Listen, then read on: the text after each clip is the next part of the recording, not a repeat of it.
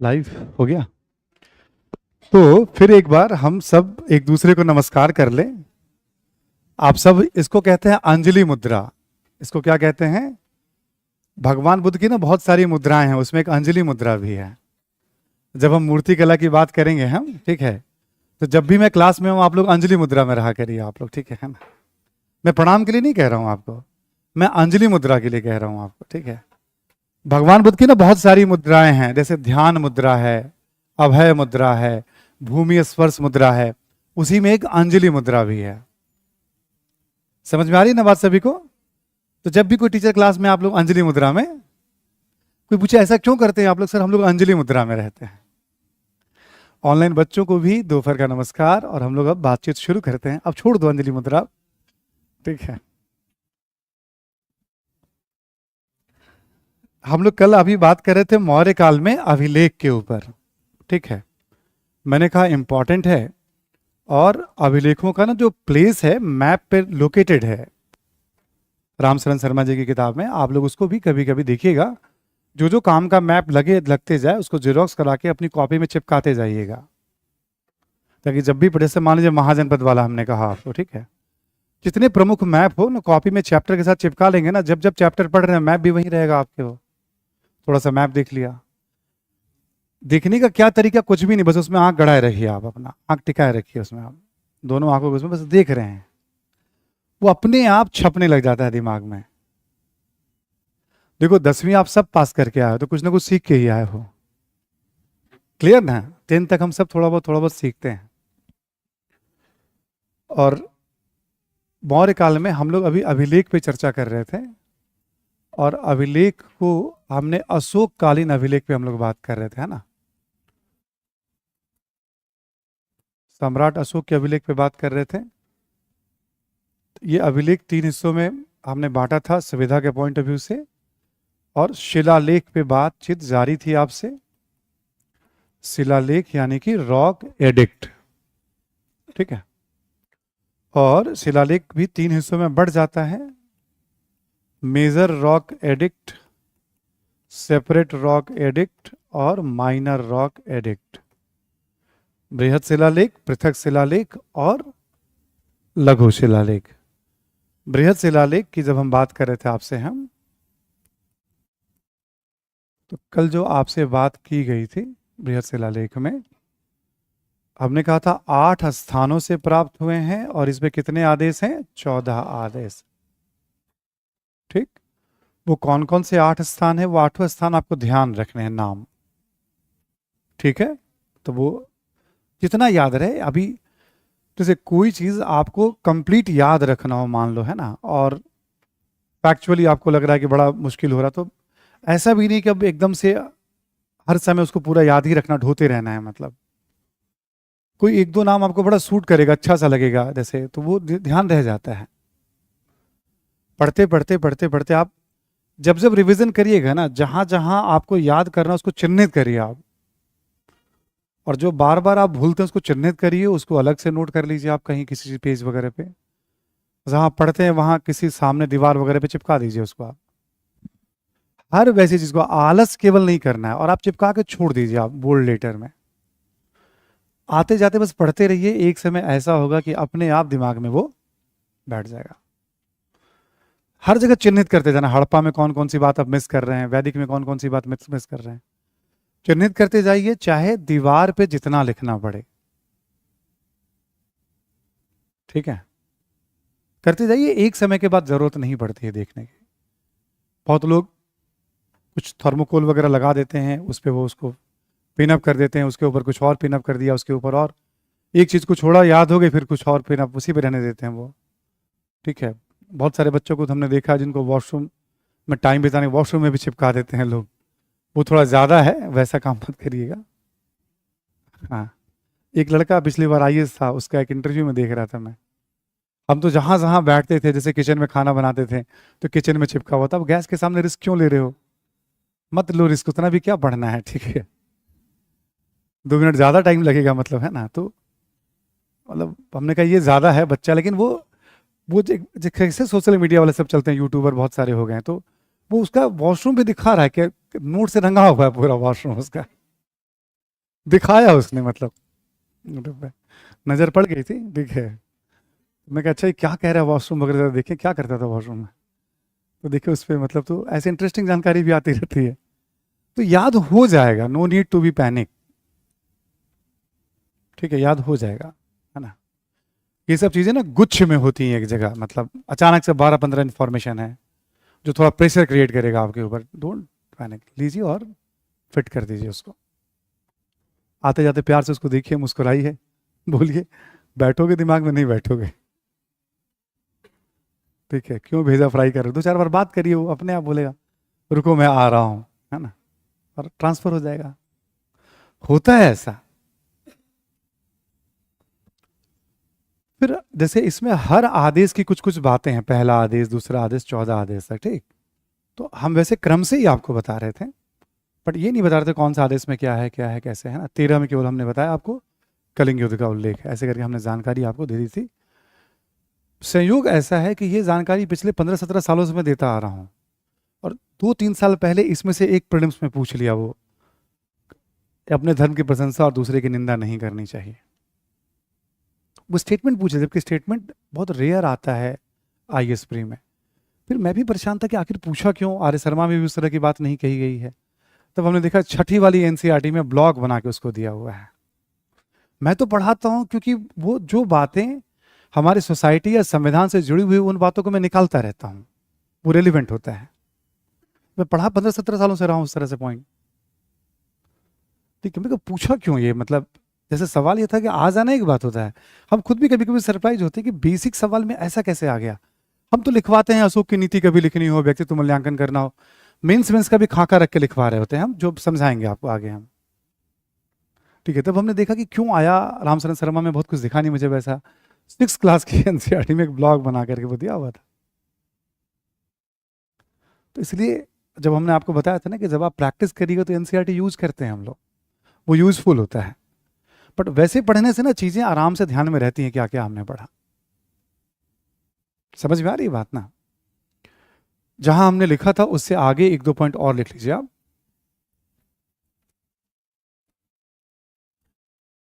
लिखें, अशोक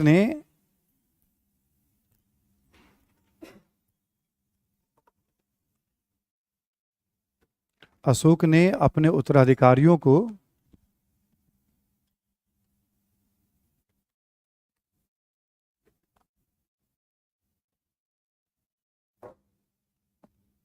उत्तराधिकारियों को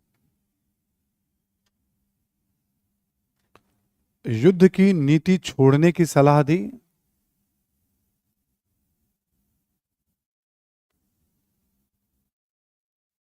युद्ध की नीति छोड़ने की सलाह दी,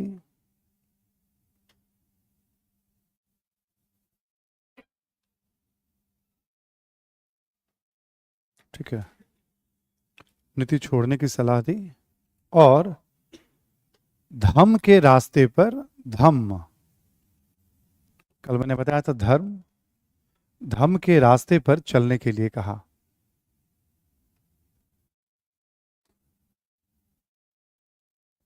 ठीक है। अशोक कहता है मेरा उत्तराधिकारियों को तो यही सुझाव है, मैं लिख भी रहा हूं उनके लिए ताकि आने वाली पीढ़ी इसको पढ़े, कि भेरी घोष यानी युद्ध घोष से कोई फायदा नहीं होने वाला है,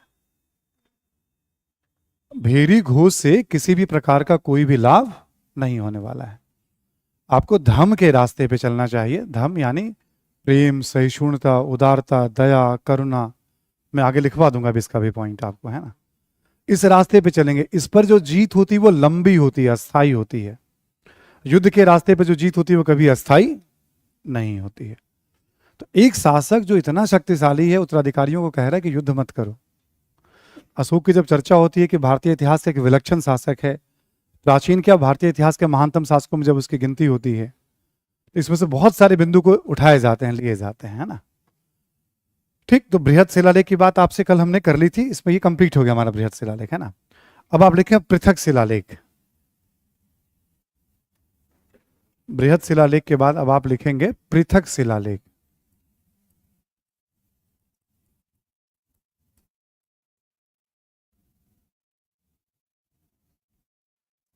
ठीक है। मैंने आपको बताया था कि बृहद शिलालेख में 14 आदेश हैं। ऐसे करते हुए हमने कहा था ना 14 आदेश हैं, ठीक। जोगढ़ और धौली में भी मिला है बृहद शिलालेख, कल लिखवाया था मैंने आपको। तो जोगढ़ और धौली में अशोक ने क्या किया, वहां पे 11, 12, 13 नंबर जो आदेश था वो बदल दिया। बाकी 6 जगहों पे एक जैसा आदेश है। जोगढ़ और धौली में भी आदेश नंबर 11, 12, 13 है, बट वहां कुछ और लिखा हुआ है। 13 में आपको याद होगा अशोक ने क्या लिखा था, कलिंग पे हमने हमला किया, इतने लाख लोगों को मारा, इतने को दास बनाया। मतलब अब वहां पे एक तो आपने जीत लिया है, लोगों में आक्रोश है, और फिर आप उसको लिख करके बार बार लोगों को पढ़ाएंगे आप, तो लोगों में गुस्सा आएगा। तो अशोक ने वहां उसको चेंज कर दिया, उसके जगह पे दूसरा आदेश है। वहां पे लिखा हुआ सभी 11, 12, 13 में लिखा हुआ, वहां पे जोगढ़ धौली में, उसको ये पृथक आदेश कहा जाता है, या पृथक शिलालेख, सेपरेट रॉक एडिट का। बस उसी उतना ही जानना होता है इसमें। सारी प्रजा मेरी संतान है, नगर के अधिकारी प्रजा को बिना कारण परेशान ना करें, इस तरह की बातें कह रहा है वो, ठीक। तो पृथक शिलालेख में 2 पॉइंट लिख लीजिए आप। लिखें, जोगढ़ एवं धौली में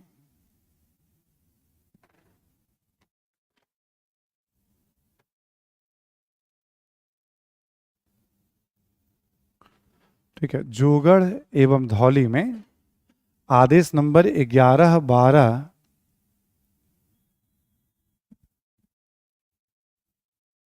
एवं 13,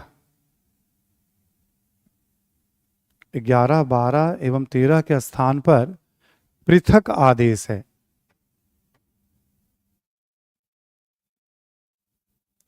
13 के स्थान पर पृथक आदेश है,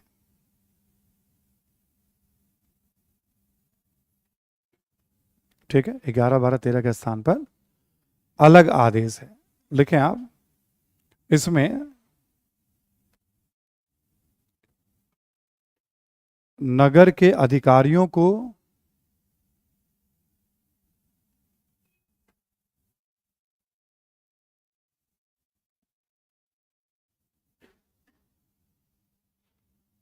यह कहा गया है कि वे प्रजा को नहीं सताएं। नगर के अधिकारियों को यह कहा गया है कि वे प्रजा को नहीं सताएं।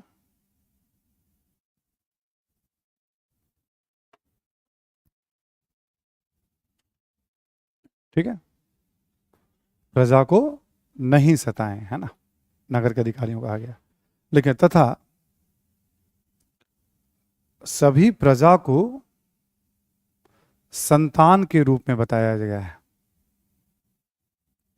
सभी प्रजा को संतान के रूप में बताया गया है।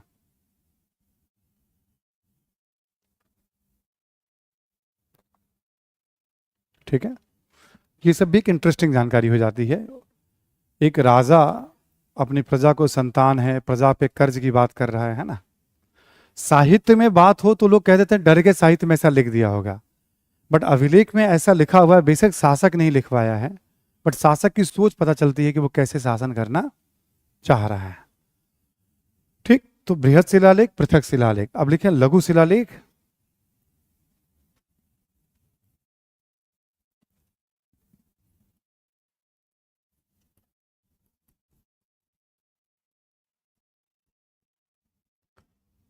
लिखें जैसे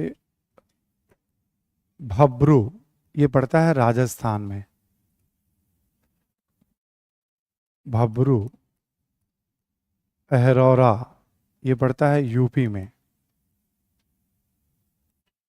सासाराम, ये पड़ जाएगा आपका बिहार में।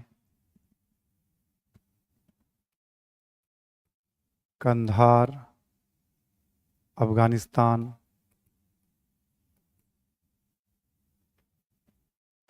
ठीक है, कंधार के साथ साथ लिख लेंगे आप, कंधार के साथ साथ मध्य प्रदेश, आंध्र प्रदेश एवं कर्नाटक से बड़ी संख्या में लघु शिलालेख प्राप्त होते हैं।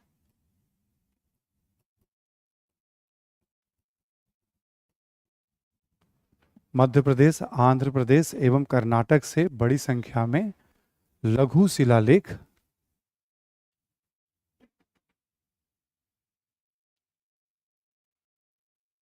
ठीक है।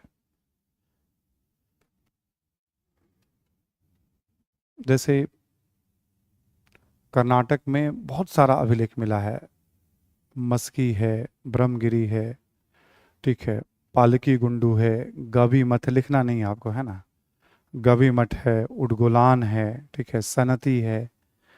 कर्नाटक से बहुत सारे जगहों से अभिलेख मिला है, आंध्रा से भी मिला है। आंध्रा में यर्रागुड्डी से भी एक लघु शिलालेख मिला है, रजुला मिंदा गिर से मिला है, नेट्टूर से मिला है। मध्य प्रदेश में गुर्जरा, रूपनाथ, पेंगुराड़िया, ये सब साइट्स है जहां से अशोक के अभिलेख, सबको नहीं लिखाया हमने, जहां जहां से सिंगल मिला उसको लिखा दिया हमने। मध्य प्रदेश से मल्टीपल है, आंध्रा से मल्टीपल है, कर्नाटक में तो सर्वाधिक है, 8-10 मिल रहे हैं। ठीक, तो ऐसे करके एक भाई यहां से लघु शिलालेख मिल रहे हैं। अब बृहद शिलालेख में क्या था, एक ही जैसा आदेश, जैसे मान लो एग्जाम्पल के तौर पे हमने बताया आपको, सपोज दैट उत्तराखंड में मिला कालसी में, ठीक, पाकिस्तान में मिला हमें, यहाँ हमें मिला, ठीक है, आंध्रा में हमें मिला, जोगढ़ धौली में मिला, हर जगह एक जैसा आदेश। तो कोई भी शासक अभिलेख तो वहीं रखाएगा ना जो उसके साम्राज्य के अंतर्गत आता है क्षेत्र, ताकि उसकी प्रजा पढ़ते रहे उसको। अभिलेख से ये पता चलता है कि वो सारा क्षेत्र अशोक के अधीन रहा होगा। ऐसे ही हमने बताया, लेकिन इसमें क्या देखा हमने, सीरीज में आदेश है 1 से लेकर 14 तक। लघु शिलालेख में सीरीज में नहीं है, किसी में कुछ कहा गया है, किसी में कुछ, मतलब हर शिलालेख में अलग अलग बातें बताई गई हैं, अलग अलग तरह के आदेश हैं। ठीक, सीरीज में नहीं होगा आदेश इसमें, है ना। एक दो एग्जाम्पल हैं जो हम यहां रख लेंगे हम, ठीक है, इसमें कुछ लिख लें आप, एक आधा उदाहरण लिख लें आप, जैसे भबरू लिख लें आप, भबरू, बुद्ध धम्म एवं संघ में, लिख लें, बुद्ध धम्म एवं संघ में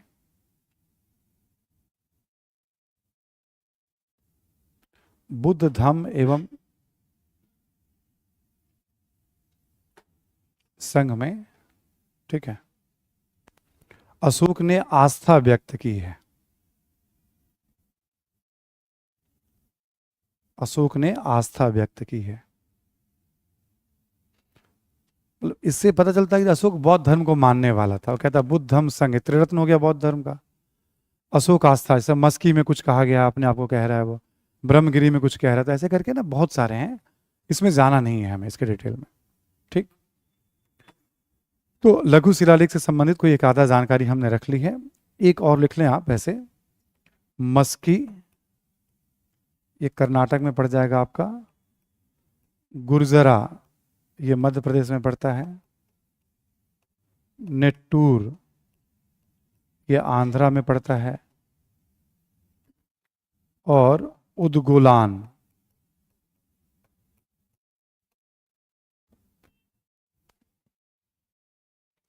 मस्की, गुर्जरा, नेट्टूर, उदगोलान, मस्की, गुर्जरा, ठीक, नेट्टूर, उदगोलान, ठीक है, में अशोक का नाम मिलता है।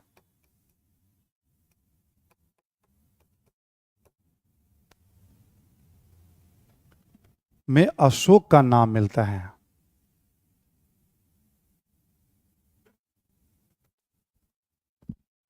ठीक, इसी में लिखेंगे आप, अन्य अभिलेखों में अशोक को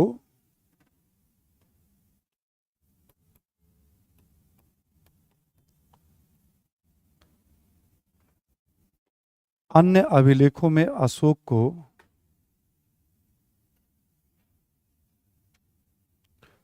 देवा नाम पिए,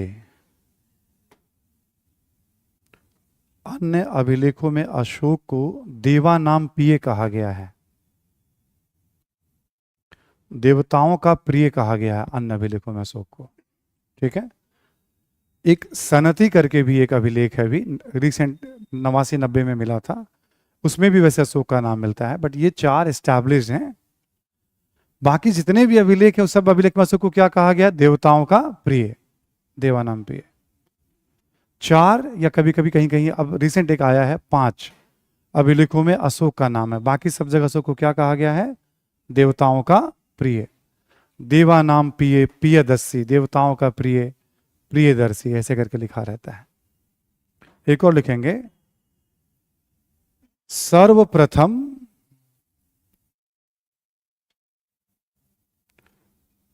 मस्की शिलालेख में, मस्की कर्नाटक में पड़ता है, सर्वप्रथम मस्की शिलालेख में अशोक का नाम पढ़ा गया था।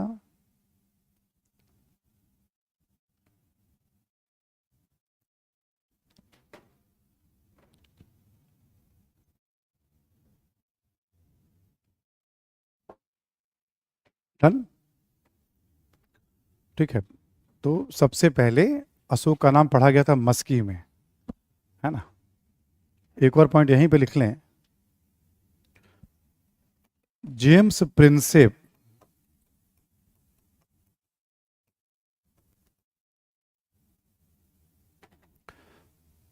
प्रिंसेप ने सर्वप्रथम अशोक के अभिलेख को पढ़ा था। एक अंग्रेज हैं जेम्स प्रिंसेप। जेम्स प्रिंसेप ने सर्वप्रथम अशोक के अभिलेख को पढ़ा था।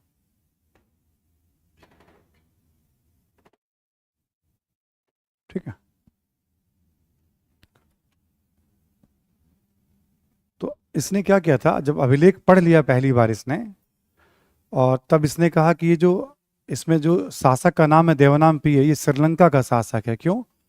श्रीलंका के साहित्य में वहां के शासकों को देवताओं का प्रिय खूब कहा गया है। तो बाद में फिर सुधार किया गया कि नहीं, ये तो सम्राट अशोक की बात हो रही है ना। तो सबसे पहली बार अशोक का अभिलेख किसने पढ़ा था? जेम्स प्रिंसेप ने। अशोक अभिलेख में क्या कहा गया? देवताओं का प्रिय कहा गया है। किन अभिलेखों में अशोक का नाम मिलता है? तो इन अभिलेखों में अशोक का नाम मिलता है। सबसे पहले किस अभिलेख में अशोक का नाम मिला था? मस्की अभिलेख में, मस्की शिलालेख। ठीक, आगे और लिख लें आप, इसी में लिख लेंगे आप, अशोक के अभिलेख की भाषा प्राकृत है और लिपि जो है वो ब्राह्मी है। अशोक के अभिलेख की भाषा प्राकृत है और लिपि ब्राह्मी है। ठीक, इसका कुछ अपवाद भी है ना, इसके कुछ अपवाद भी हैं। ठीक है, अपवाद में लिख लेंगे आप कि मानसेहरा और शहबाजगढ़ी, मानसेहरा और शहबाजगढ़ी खरोष्ठी लिपि में है।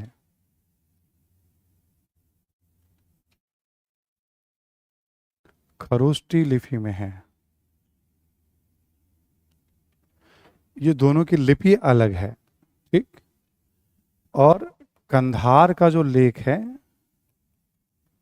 वह यूनानी एवं अरमाइक लिपि में है।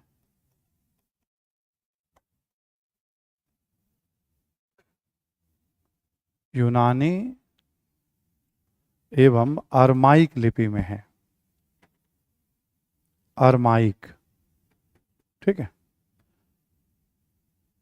बाकी आप कर्नाटक में चले जाइए, आंध्रा में, सोचिए एक ही भाषा और एक ही लिपि में पूरे भारत में, यानी उसको पढ़ने समझने वाले तो लोग रहे होंगे, तभी तो अशोक ने लिखवाया ना। जैसे आज भाषाई विविधता है, तब भी भाषाई विविधता है। आपको याद होगा ना, जब ईरानी आक्रमण हुआ था तो हमने क्या कहा था, उत्तर पश्चिम भारत में खरोष्ठी लिपि की शुरुआत, लिखवाया था हमने वहां पॉइंट। देखो अब उस क्षेत्र में खरोष्ठी लिपि चल रही है, अशोक उस क्षेत्र में जब अभिलेख जारी करता है तो उसी लिपि में जारी करता है ताकि लोग उसको पढ़ पाए। तो शिलालेख की बात करते करते हमने आपको कुछ इस तरह की जानकारी, साथ में अतिरिक्त जानकारी भी आपको दे दी गई है। गुफा लेख के बारे में हमें अभी कुछ बात नहीं करना है, एक स्तंभ लेख के बारे में हमें कुछ बात करना है।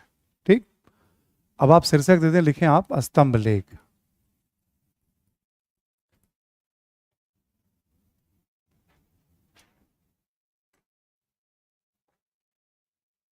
स्तंभ लेख।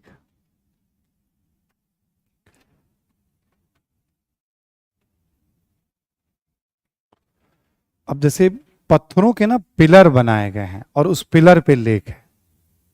ठीक, वैसे तो सब स्तंभ पे ही लेख है, बट उसको भी सुविधा के लिए थोड़ा याद रखने में, ठीक है, सुविधा के लिए इसको भी कैटेगराइज कर दिया जाता है। जैसे एक कहा जाता है श्रृंखलाबद्ध लेख, श्रृंखला में लेख।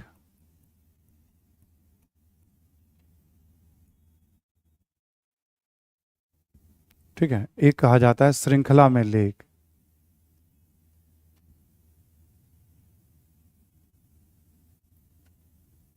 ठीक है, अब इसमें क्या है आप देखोगे, 7 आदेश 6 स्थानों से प्राप्त हैं।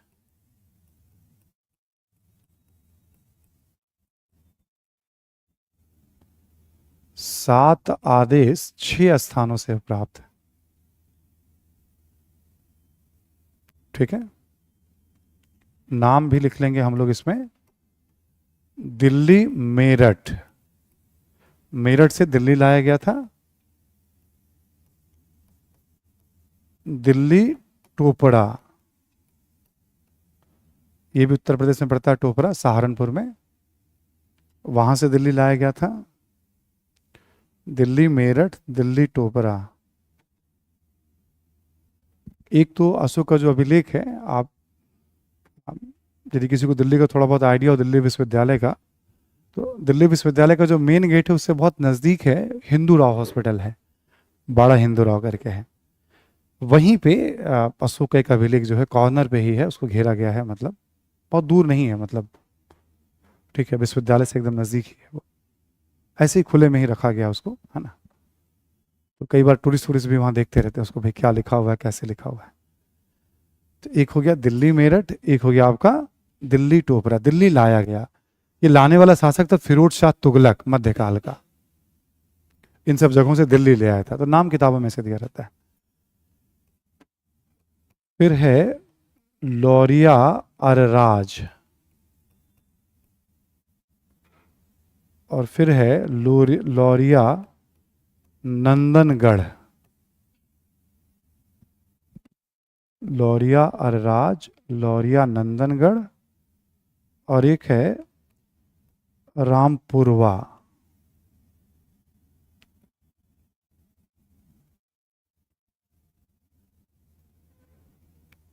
ठीक है, ये तीनों अभिलेख पड़ जाता है बिहार में।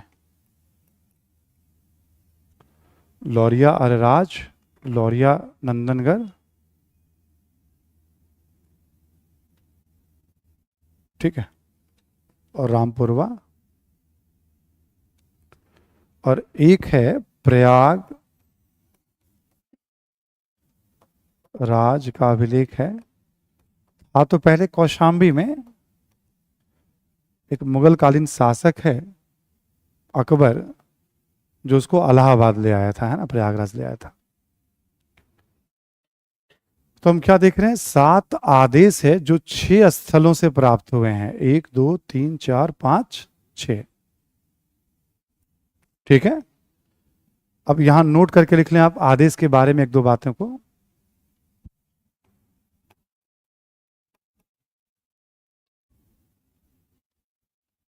इन सब अभिलेखों में क्या क्या खास बात है, जो 7 आदेश हैं उसमें एक दो बातों लिखें आप। एक तो धम्म की परिभाषा दी गई है, धम्म की परिभाषा, धम्म को परिभाषित किया गया है। बताया गया है धम क्या है।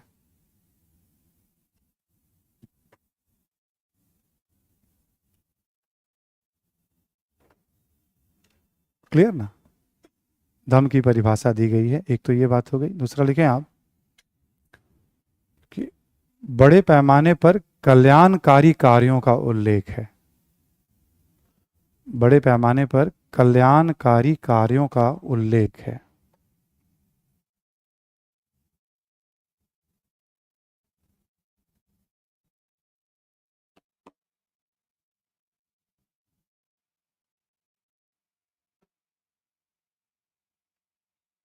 ठीक है, कल्याणकारी कार्यों का उल्लेख है। तो और भी अधिकारियों का भी उल्लेख है उसमें, बहुत सारी बातें हैं छोटी मोटी भी, तो ऐसे समझने के लिए रख लिया हमने। तो एक तो कैटेगरी हमने ये बता दिया आपको, ये कौन सी कैटेगरी हो गई? श्रृंखला में जो लेख है। ठीक है, और अब दूसरी कैटेगरी की बात करते हैं हम लोग। ये इंपॉर्टेंट हो गया आपका, ये है ना। एक कहा जाता है स्मारक।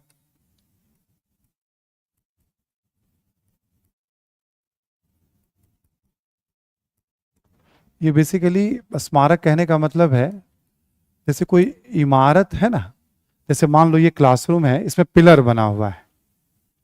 ठीक, पिलर बना और इस पिलर पे लेख लिखा हुआ है। तो वैसे ही दो जगहों से स्तूप मिलते हैं, और स्तूप में जो स्तंभ लगे हुए हैं उस स्तंभ पे अशोक का लेख, ठीक है, संरचनात्मक बनाया गया है वो। ठीक है, तो उसके लिए स्मारक स्तंभ लेख वर्ड भी यूज कर दिया जाता है। मॉन्यूमेंट पिलर एडिक्ट, है ना। स्मारक स्तंभ लेख, ये हेडिंग है आपको याद रखने के लिए। ये नहीं पूछेगा आपसे एग्जाम में, सब आपको समझने के लिए, कैटेगराइज करने के लिए, मतलब ठीक है, वर्गीकृत कर रहे हैं। इसमें एक लिख लें आप, लुम्बिनी।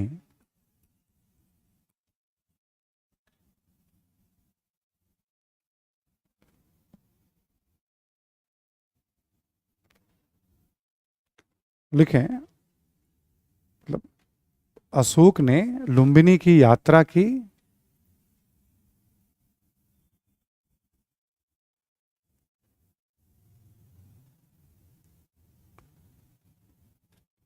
तो इस अभिलेख से पता चलता है, लुम्बिनी में जो लेख है ना उसे अशोक ने लुम्बिनी की यात्रा की थी। ठीक, इसी में लिखेंगे बलि नामक कर को माफ किया। वहां कोई बलि नामक कर प्रचलित था, बलि नामक कर को माफ किया, और भाग नामक कर को 1/6 से घटाकर 1/8 किया। बलि नामक कर को माफ किया और भाग नामक कर को 1/6 से घटाकर 1/8 किया। ठीक है, 1/8 किया। तो एक तरह से इतनी श्रद्धा रखता था बौद्ध धर्म में कि जब वो वहां गया तो एक कर माफी कर दिया। जैसे देखोगे आप, मुख्यमंत्री जी, प्रधानमंत्री जी कहीं जाते हैं तो कुछ ना कुछ घोषणा करते हैं ये लोग हमेशा, विकास के संबंध में उस क्षेत्र के। तो अशोक भी गया वहां पे तो कुछ घोषणा करके आया, अभिलेख पे लिखा हुआ है। ठीक, और अभिलेख में लिखा हुआ है कि हाँ, वो शाक्य मुनि के जन्मस्थल की यात्रा कर रहे हैं। मतलब बुद्ध को शाक्य मुनि भी कहा जाता था, क्योंकि शाक्य कुल के थे, शाक्य गण के थे, तो बुद्ध को शाक्य मुनि भी कहा जाता था। एक तो लुम्बिनी से ये पता चलता है। एक और जगह है नेपाल की तराई में, है निगलीवा।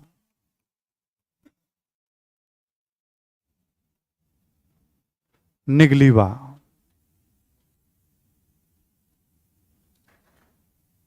ठीक है।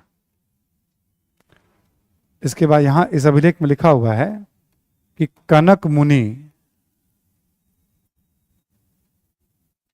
कनक मुनि भी बुद्ध को कहते हैं, कनक मुनि के स्तूप का संवर्धन किया, यानी विस्तार किया।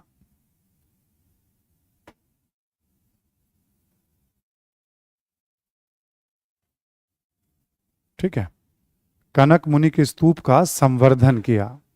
निगलीवा को रुमिनदेई भी कहीं कहीं लिखा हुआ मिलेगा, रुमिनदेई। ठीक, निगलीवा के लिए तो बुद्ध का नाम है कनक मुनि। इससे क्या पता चलता है कि अशोक ने वहां जो एक स्तूप था उसका आकार बड़ा करवाया, विस्तार करवाया। यानी अशोक से पहले स्तूप बन रहे थे, अशोक से पहले स्तूप का निर्माण हो रहा था। जब अभी कला में आएंगे हम लोग इन सब बातों को दोबारा हम लेंगे, जिक्र करेंगे हम। तो दूसरा क्या हो गया आपका स्तंभ लेख में, स्मारक स्तंभ लेख, ए बी हो गया हमारा ये, है ना। फिर हम आते हैं इसके बाद थर्ड नंबर पे,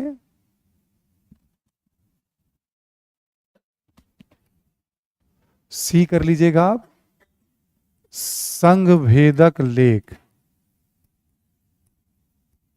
स्किज्म एडिक्ट कहा जाता है।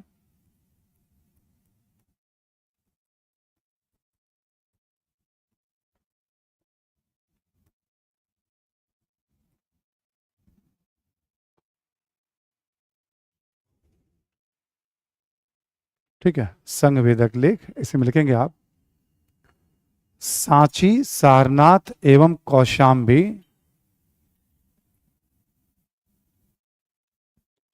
सांची, सारनाथ एवं कौशाम्बी के स्तंभ लेख पर,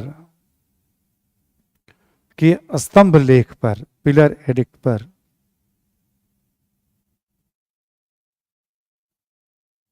ठीक, स्तंभ लेख पर संघ में फूट डालने वाले को, संघ में, बौद्ध संघ में, बौद्ध संघ में फूट डालने वाले को, लड़ाने वाले को, है ना, फूट डालने वाले को चेतावनी दी गई है।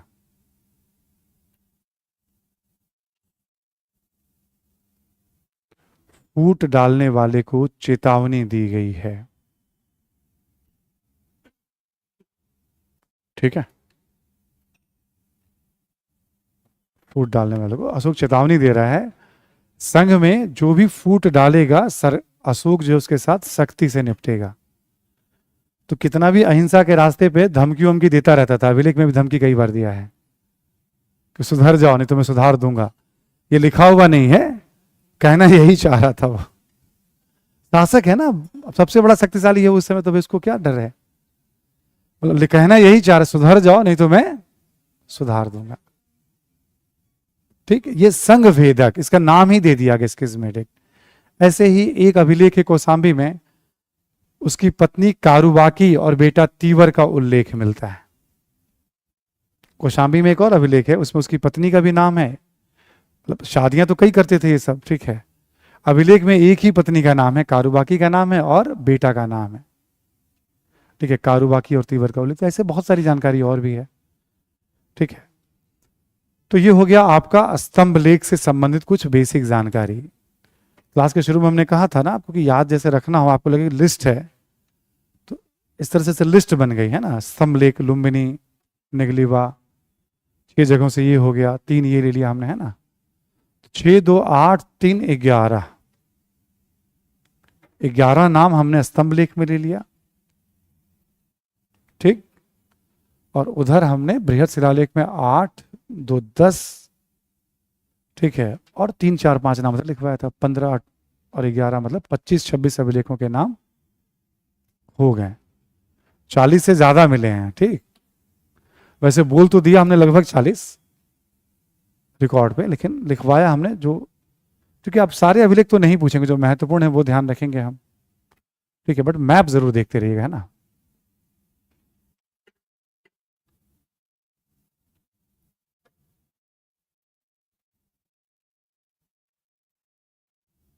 ये सब आर्ट एंड कल्चर का टॉपिक है आरती, मैं बता रहा हूं तुम्हें।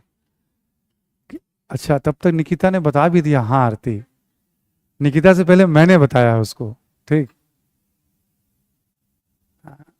ये सब हिस्ट्री का पार्ट होता है, आर्ट एंड कल्चर। क्लास शुरू से देखिएगा, जो लोग बाद में ज्वाइन किए हुए हैं वो बहुत दिक्कत नहीं आती है एंशिएंट हिस्ट्री में, आप पढ़ते जाइए, बट क्लास शुरू से देखेंगे आप तो धीरे धीरे बात, और क्लास मन से देखिएगा। ठीक है, जरूरत पड़े आपने क्लास नहीं किया, अटेंड किया है, तो 2-2 बार भी उसको देख लीजिए कि क्लास को एक बार ठीक से सुनिए, लिखिए, पढ़िए, फिर दोबारा पढ़ने के बाद जो जो सवाल मन में उठ रहा हो, क्वेश्चन सब कॉपी पे लिखिए, फिर से एक बार वीडियो को सुनिए, आपको सारे उत्तर वहीं मिल जाएंगे। दो दो बार आप देख लेंगे ना, जैसे एक बार आपने पढ़ा लिख लिया उसको, सुन लिया ठीक से सब, जो जो समस्या आ गई दूसरी बार आप पढ़ के देखिए, वीडियो को सुनिए आप, प्रश्न सामने रख करके सारे उत्तर आपको वहीं मिल जाएंगे। ऐसी कोशिश है हमारी, मतलब अभी तो चलिए हम लोग मिल भी लेते हैं, बात भी कर लेते हैं। इस तरह का प्रयास हमने पहली बार शुरू किया था कोविड में। कोरोना के दौरान भी करीब हमने ऑनलाइन कंप्लीट 8 बैचेस पढ़ाए थे, शायद हिंदुस्तान का मैं इकलौता शिक्षक रहा हूँगा, ठीक है। 8 बैचेस, और बड़े बड़े बैचेस थे सारे वो, ठीक है। केवल ऑनलाइन चलता था, उसमें ऑफलाइन का सिस्टम नहीं था। तो सोचते थे कि कैसे क्या बताया जाए कि बच्चों को फिर अब, तब ये सिस्टम बनाया था कि मैं जितना भी बताऊं हर बात को समझा दूंगा, लिखा दूंगा, रिपीट कर दूंगा। एक बार आप सुनिए, पढ़िए, लिखिए, याद करिए, बात बन जाए तो ठीक, नहीं बने तो एक बार और सुन लीजिए आप। क्योंकि फिर कभी कभी क्या होता है, कोई सवाल आप मिस कर गए तो वहां सुनेंगे तो आपको उसका उत्तर मिल जाएगा, ठीक है। तो ये सिस्टम बनाया गया था, तो वही चल रहा है। तो ऑनलाइन वाले बच्चों को मैं बता देता हूँ कभी कभी। आई होप कि आरती को समझ में आ गया है, ठीक है। थैंक यू, नमस्ते, ठीक है। चलिए हम लोग आगे बढ़ते हैं, है ना। आज बच्चे ठीक है ना, ज्यादा कुछ लिख तो नहीं रहना उस पर, जिधर ज्यादा लिखे उधर ब्लॉक मारना तुम, ठीक है ना। एकदम काम काम की बात आनी चाहिए उसमें, ठीक। अब हम लोग अभी स्रोत टॉपिक हम लोग क्या पढ़ रहे थे, मौर्यकालीन स्रोत, याद है ना सभी को। हमने कहा दो तरह का स्रोत है, पुरातत्व स्रोत और साहित्यिक स्रोत। पुरातत्विक स्रोत में क्या क्या आता है तो मैंने बता दिया था आपको, समझाने के लिए, स्ट्रक्चर के लिए। बस हमने बात केवल अभिलेख की, क्योंकि अभिलेख के आधार पर बहुत सारी चीजें यहां पे रिकंस्ट्रक्ट की गई हैं, ठीक। तो पुरातत्विक स्रोत में हमने अभिलेख की बात कर ली। साहित्य में हम लोग बात कर रहे थे कुछ साहित्य का नाम, जिसमें सबसे इंपॉर्टेंट है कौटिल्य या विष्णुगुप्त या चाणक्य। यहां पे हम कुछ पुस्तकों का नाम लिखेंगे हम। अब जैसे क्या होता है, कुछ किताबें जो मौर्य काल में लिखी गई हैं, कुछ किताबें जो मौर्य काल के बाद गुप्त काल में लिखी गई हैं, कुछ किताबें जो पूर्व मध्य काल में लिखी गई हैं, मौर्यों की जानकारी देता है। जैसे एग्जाम्पल के तौर पे नेहरू जी तो अब नहीं है हमारे बीच में, बट आज भी नेहरू जी पे किताब लिखी जाती है। करजन तो बहुत पहले शासन कर रहा था, 1900 ईस्वी के आसपास, बट आज भी करजन पे किताबें, तो बाद के दौर में भी किताबें लिखी जाती हैं। तो सोर्स के रूप में ऐसे इस्तेमाल होता है, उस दौर की किताबें या उसके बाद जो लिखी हुई पुस्तकें हैं उससे क्या क्या हमें जानकारी मिलती है, ठीक। तो ऐसा वाला भी सेंस रखिएगा जब साहित्य प्राचीन काल में बात करते हैं हम लोग। साहित्य में लिखें आप, लिख लें आप प्रमुख स्रोत, प्रमुख साहित्यिक स्रोत में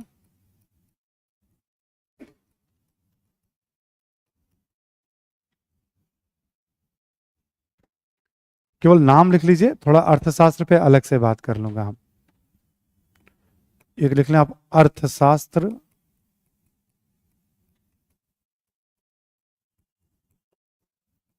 किताबों का नाम लिखिएगा, किताब का नाम है अर्थशास्त्र। लेखक है कौटिल्य या विष्णुगुप्त या चाणक्य, है ना। कौटिल्य लिख लीजिएगा आप। ऐसे ही लिख लें आप इंडिका, एक किताब है इंडिका, मेगास्थनीज। जो जो प्रमुख साहित्य हैं उसके बारे में हम बात करते हैं, ठीक है। इंडिका हो गया आपका, अर्थशास्त्र हो गया, इंडिका हो गया आपका। यहां लिख लें आप बौद्ध साहित्य। बौद्ध साहित्य में सबसे ज्यादा आप देखोगे वंश साहित्य, जिस किताब के नाम के अंत में वंश लगा हुआ है वो वंश साहित्य का पार्ट, महावंश, दीपवंश ऐसे करके, है ना। और जिस किताब के नाम के अंत में अवदान लगा हुआ है, अवदान साहित्य, है ना, ठीक। ये भी बौद्ध साहित्य का पार्ट, जैसे दिव्यावदान, कुणालावदान, अशोकावदान। कभी कभी किताब पढ़ते हुए ना बहुत सारे नाम आएंगे, सब नाम हम ले नहीं रहे हैं हम, ठीक। सारे नामों का हम जिक्र नहीं कर रहे हैं हर जगह, हम कहीं कहीं नाम भी लिए हैं, कहीं कहीं रेफरेंस लेके चल रहे हैं। क्यों? हमने आपको बताया है कि तैयारी हम लेयर में, बेस जब हमारा मजबूत होता है तो 10-5 इंफॉर्मेशन बढ़ जाते हैं प्रैक्टिस करते करते। और वो वही होने चाहिए जो सवाल पीवाईक्यू में पूछे गए हैं। ठीक, तो कभी कभी आपको दिख जाएगा, जैसे बौद्ध साहित्य आपको है ना, जैन साहित्य की बात करें हम लोग,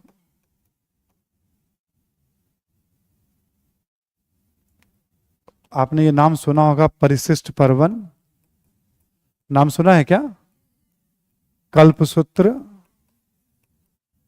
दोनों का लेखक मैं बता चुका हूं, भद्रबाहु का कल्पसूत्र और हेमचंद्र का परिशिष्ट पर्वन। ठीक है, करेक्ट ना? ये जैसे आपका हो गया है ना। चीनी यात्री भी भारत की यात्रा पे आए हैं, जैसे फाहयान है, वेनसांग है, ये भी आगे आएगा, उल्लेख होगा। ये सब भी अशोक का उल्लेख करते हैं, ये आगे भी पढ़ेंगे, नाम आएगा इनका, फाहयान, वेनसांग, है ना।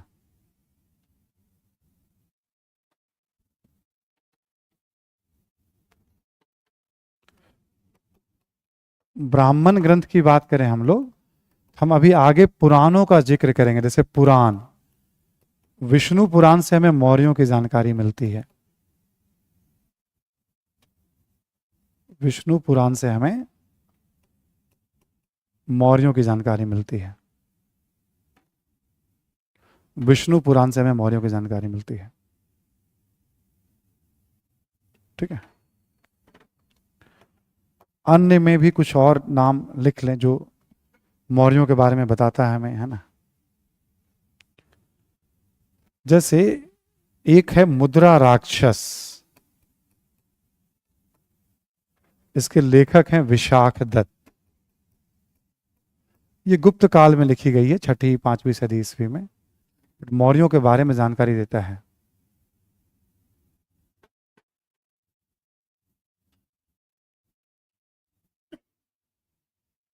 ठीक, देख लिया आपने मुद्रा राक्षस। एक और किताब है जिसका उल्लेख हम लोग करेंगे आगे भी, उसका नाम है राज तरंगिणी, लेखक है कलहन, राज तरंगिणी, लेखक है कलहन। राज तरंगिणी को ना फर्स्ट ऐतिहासिक किताब माना जाता है भारत में। क्यों माना जाता है तब आपको मैं बताऊंगा जब पूर्व मध्यकाल में आऊंगा। 12वीं 13वीं सदी में जयसिंह का एक दरबार था, ठीक है, कारकोट वंश, उत्पल वंश, लोहार वंश, ऐसे करके 3 राजवंशों का शासन था। उसी में एक राजवंश के शासक के दरबार में थे कलहन, राज तरंगिणी नामक किताब लिखी गई, तो हम पूर्व मध्यकाल में इसका जिक्र करेंगे आपसे। बट ये सब भी कहीं, जैसे अब राज तरंगिणी बताता है कि अशोक अपने प्रारंभिक जीवन में शैव था और कश्मीर में एक मंदिर बनवाया था, नेपाल तक का भी उल्लेख कर रहा था। ऐसे ऐसे मिला करके ना, साहित्य से मिलाकर, पुरातत्व से मिलाकर फिर पूरे मौर्य काल की तस्वीर गढ़ी गई है। बट साहित्यिक सोर्स में जो सबसे इंपॉर्टेंट माना जाता है साहित्यिक सोर्स में, वो है आपका अर्थशास्त्र और इंडिका। ये माना जाता है मोस्ट इंपॉर्टेंट मौर्य काल के लिए।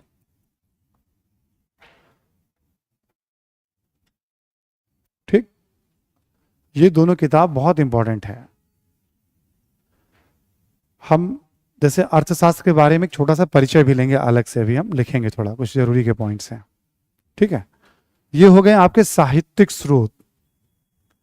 जब आप किताब पढ़ोगे, देखोगे आप, तो कभी अचानक से किसी विशाख दत्त से ये पता चलता है, इससे, तो सब मिला करके मौर्यों की राजनीतिक, आर्थिक, सामाजिक, सांस्कृतिक तस्वीर पुरातत्व और साहित्य दोनों को मिला करके बनती है। क्लियर ना? वैदिक काल का साहित्य हमने देख लिया, बुद्ध काल का साहित्य हमने देख लिया, मौर्य काल का साहित्य हमने लिख लिया। यहां पे हर काल के साहित्य को मेंशन करते जा रहे हैं हम। साहित्य इस समय प्रारंभिक परीक्षा में ड्राइविंग सीट पे सबसे आगे आगे दौड़ रहा है। पहले एक सवाल था, अब 2-2 सवाल पूछे जा रहे हैं, उसमें साहित्य नाम ही पूछ लिया जा रहा है। ठीक है, 6-7 क्वेश्चन में 2 प्रश्न तो साहित्य पे ही पूछ लिए गए हैं 2-2 बार अभी। ठीक है, ड्राइविंग सीट पे है ना।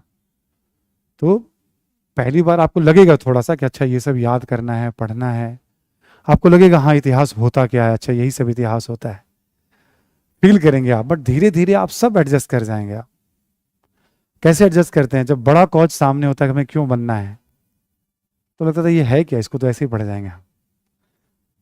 जब वो कॉज कमजोर पड़ जाए, लगता है इतिहास ज्यादा बड़ा है, तैयारी इच्छा शक्ति हमारी कम है, तो इतिहास हावी हो जाएगा आपके ऊपर। आपकी इच्छा शक्ति प्रबल है तो आप हावी हो जाएंगे इतिहास के ऊपर। जब आप लो महसूस करें तो अपनी इच्छा शक्ति को और बढ़ाइए। आप देखिए आप क्यों क्या करना चाहते हैं लाइफ में। इतिहास तब तक पढ़ रहे हैं जब तक आईएएस नहीं बन रहे, उसके बाद इतिहास को राम राम, अस्सलाम वालेकुम, कहानी खत्म इतिहास की, है ना।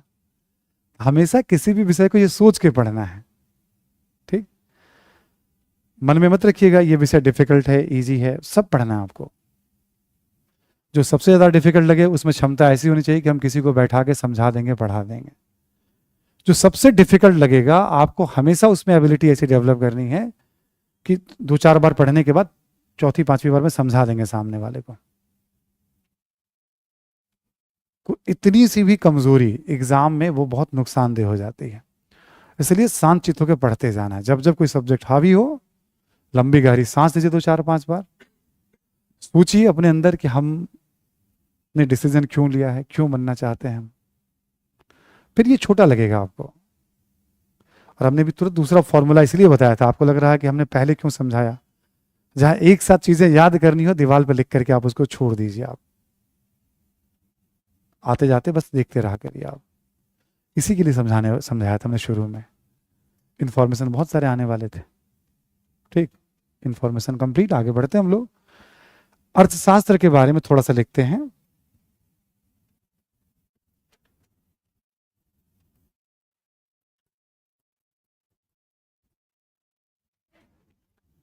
अर्थशास्त्र के जो लेखक हमने अभी बताया था आपको, कौटिल्य के बारे में,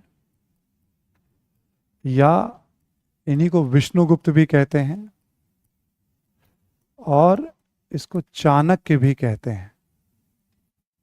चाणक्य नाम तो सभी ने सुना ही होगा,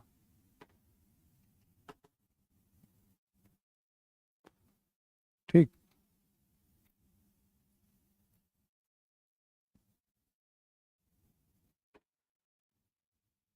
कौटिल्य, विष्णुगुप्त, चाणक्य, ठीक है। ये तक्षशिला के रहने वाले थे।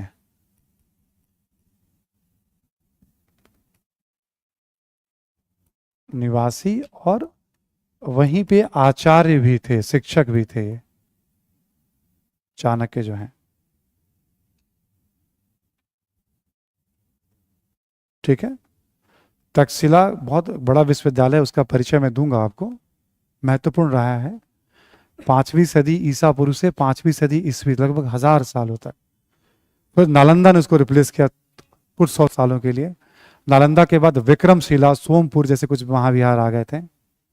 और फिर ये सब कल्चर ही कमजोर पड़ गया उसके बाद, तो जब तुर्कों का शासन शुरू हुआ तो, ठीक। इनके बारे में थोड़ा बहुत हम सब जानते ही हैं, या नहीं भी तो ऐसे सुनने वाली बात है। नंद शासक थे धनानंद, ये नाम ध्यान है ना, ठीक है। उसने अपमानित किया था चाणक्य को दरबार में। चाणक्य ने संकल्प लिया था और कहा जाता अपने शिखा को खोल दिया था। उस समय जो ब्राह्मण या विद्वान वगैरह शिखा खोलते थे, मानते थे भाई, प्रैक्टिस मेरा आज भी लोग धारण करते हैं शिखा, कि जब तक मैं अपमान का बदला नहीं लूंगा, समूल तुम्हारा नाश नहीं कर दूंगा, तब तक मैं शिखा को बांधूंगा नहीं। और कहा जाता है कि चाणक्य को कभी आते जाते उनकी नजर चंद्रगुप्त पे पड़ गई थी किसी रास्ते में। चंद्रगुप्त कुछ बच्चों के साथ बैठ करके, ठीक है, एक राजा वाला खेल खेल रहा था, राजकिलम जैसा कोई खेल। वो राजा बना हुआ था और बच्चों को कुछ कुछ आदेश वगैरह दे रहा था। तब उनके माता पिता की अनुमति से चाणक्य ने चंद्रगुप्त को मतलब अपने साथ वो तक्षशिला ले गए, ठीक है, और ट्रेनिंग दी उनको। चंद्रगुप्त को वहां पे हर विधा में निपुण बनाया। और जब चंद्रगुप्त वहां प्रशिक्षण ले रहा था, ठीक है, तब ऐसा कहा जाता है ये वही दौर था जब सिकंदर जो है उत्तर पश्चिम भारत के इन सब क्षेत्रों को जीत रहा था, ठीक। तक्षशिला आपका पड़ जाता है पाकिस्तान के इस वाले हिस्से में पड़ता है। आजकल उसको कहते हैं खैबर पख्तूनवा, अंग्रेजों के समय कहते थे उसको उत्तर पश्चिम सीमा प्रांत। यहाँ पे खैबर पख्तूनवा, यहाँ पे फाटा करके एक एरिया आ जाता है, ठीक है। 2 ऐसे करके एडमिनिस्ट्रेटिव जोन बन जाते हैं यहाँ पे। पाकिस्तान के जब प्रांतों की बात कर, शिक्षा का बड़ा केंद्र था उस समय तक्षशिला। ठीक, तो यहाँ पे तो कहा जाता है कि चंद्रगुप्त को मौका मिला था सिकंदर की कार्यप्रणाली को देखने और समझने का भी। सिकंदर ने क्या किया, सबको हरा करके एक शक्ति बना दिया था उसने, एक राज्य, उसके उत्तराधिकारी शासन कर रहे थे। सिकंदर के जाने के बाद सब उत्तराधिकारी आपस में लड़ गए। तो चाणक्य उसका सलाहकार था। चंद्रगुप्त ने क्या किया, चाणक्य की सलाह से इन क्षेत्रों को पहले जीत लिया,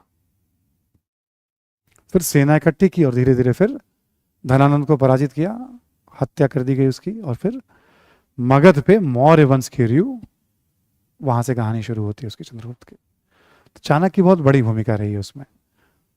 चाणक्य ने अर्थशास्त्र नामक जो किताब लिखी है ना, ये मुख्यतः राज व्यवस्था पर पुस्तक है।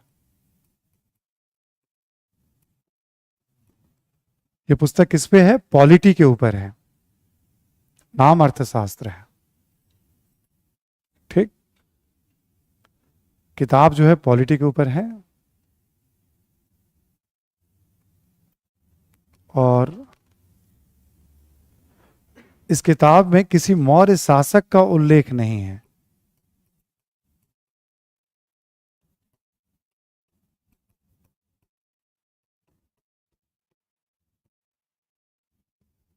इस किताब में किसी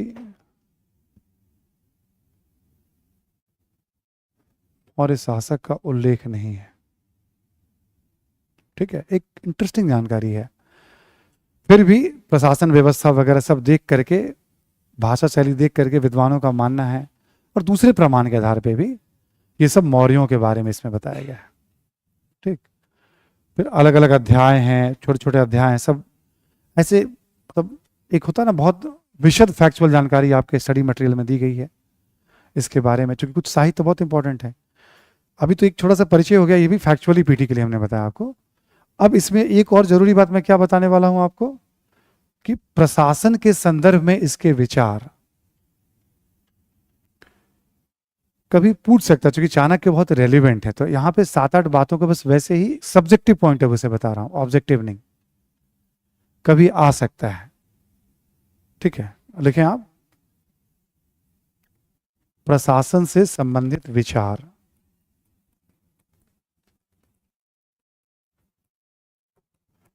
अभी आगे आप बहुत सारे विचारों को देखेंगे आप चाणक्य का, लेकिन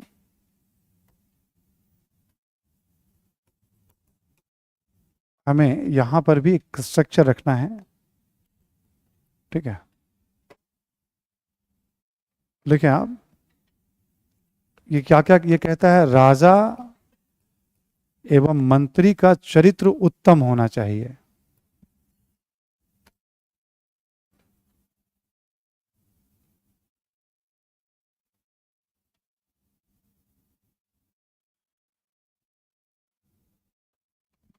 ठीक, कर लिया आपने। ये कहते हैं कि भाई, मतलब चरित्र उत्तम का मतलब, जैसे आप नैतिकता से लेकर के, हर बुद्धि से लेकर के, क्योंकि भाई ये शीर्ष पे बैठे हुए हैं, यदि इनका चरित्र उत्तम नहीं होगा तो उस राज्य का डूबना तय है। तो चाणक्य की बातें ना आज भी रेलिवेंट बहुत मानी जाती हैं। ठीक, अगला पॉइंट लिखें, भ्रष्टाचार, भ्रष्टाचार को रोकने के लिए कठोर नीति अपनाने पर बल।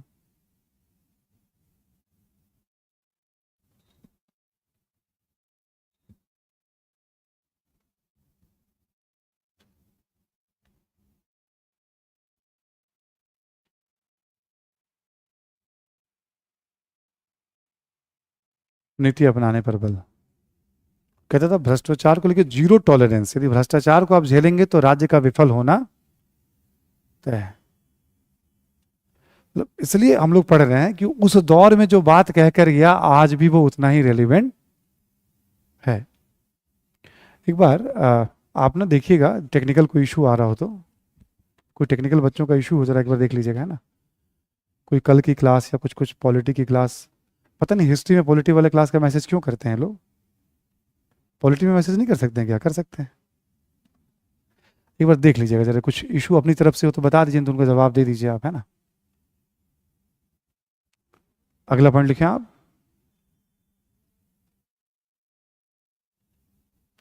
अधिकारियों का मुख्य कर्तव्य होता है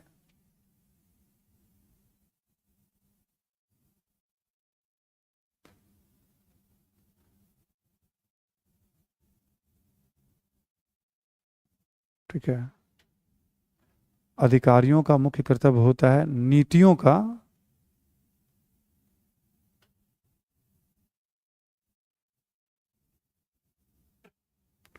मुख्य कर्तव्य होता है नीतियों का कुशलतापूर्वक क्रियान्वयन करना।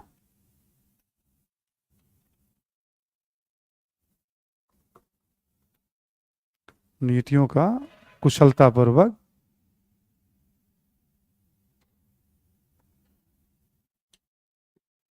डन।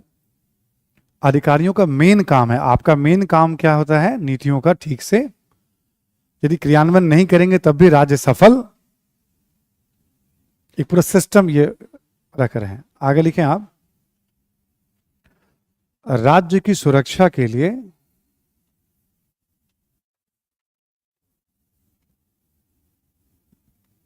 राज्य की सुरक्षा के लिए एक मजबूत सेना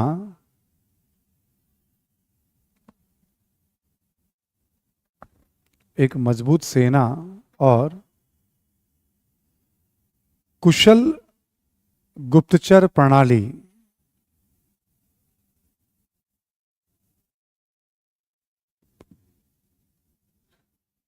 पर बल,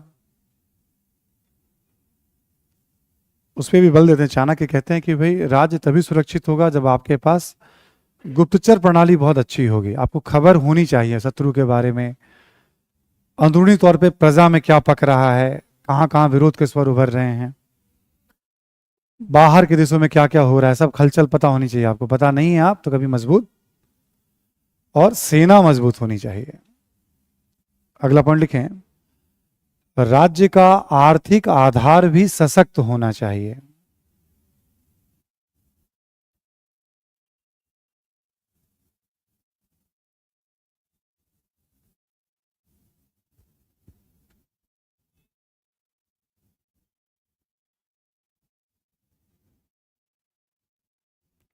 ठीक है, राज्य का आर्थिक आधार भी सशक्त होना चाहिए।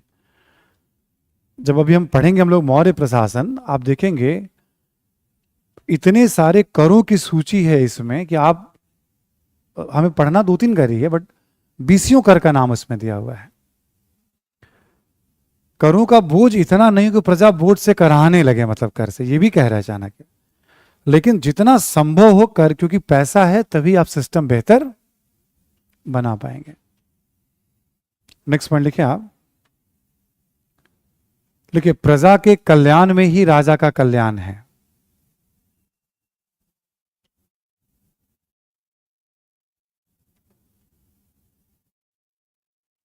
प्रजा के कल्याण में ही राजा का कल्याण है।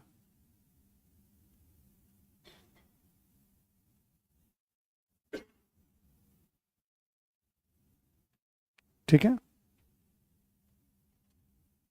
आगे लिखें आप। लिखें कि विधवाओं विधवाओं विधवा, अनाथ, वृद्ध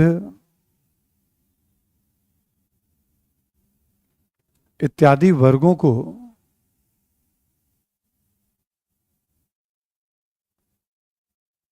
राज्य के द्वारा सहायता दी जानी चाहिए।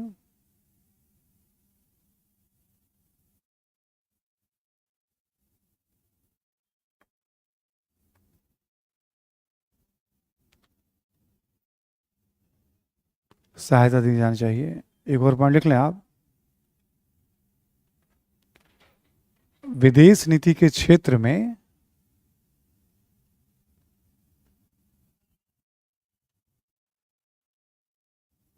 विदेश नीति के क्षेत्र में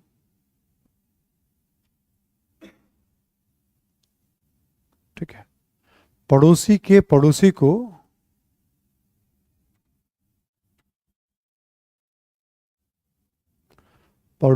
पड़ोसी को मित्र मानने की सलाह।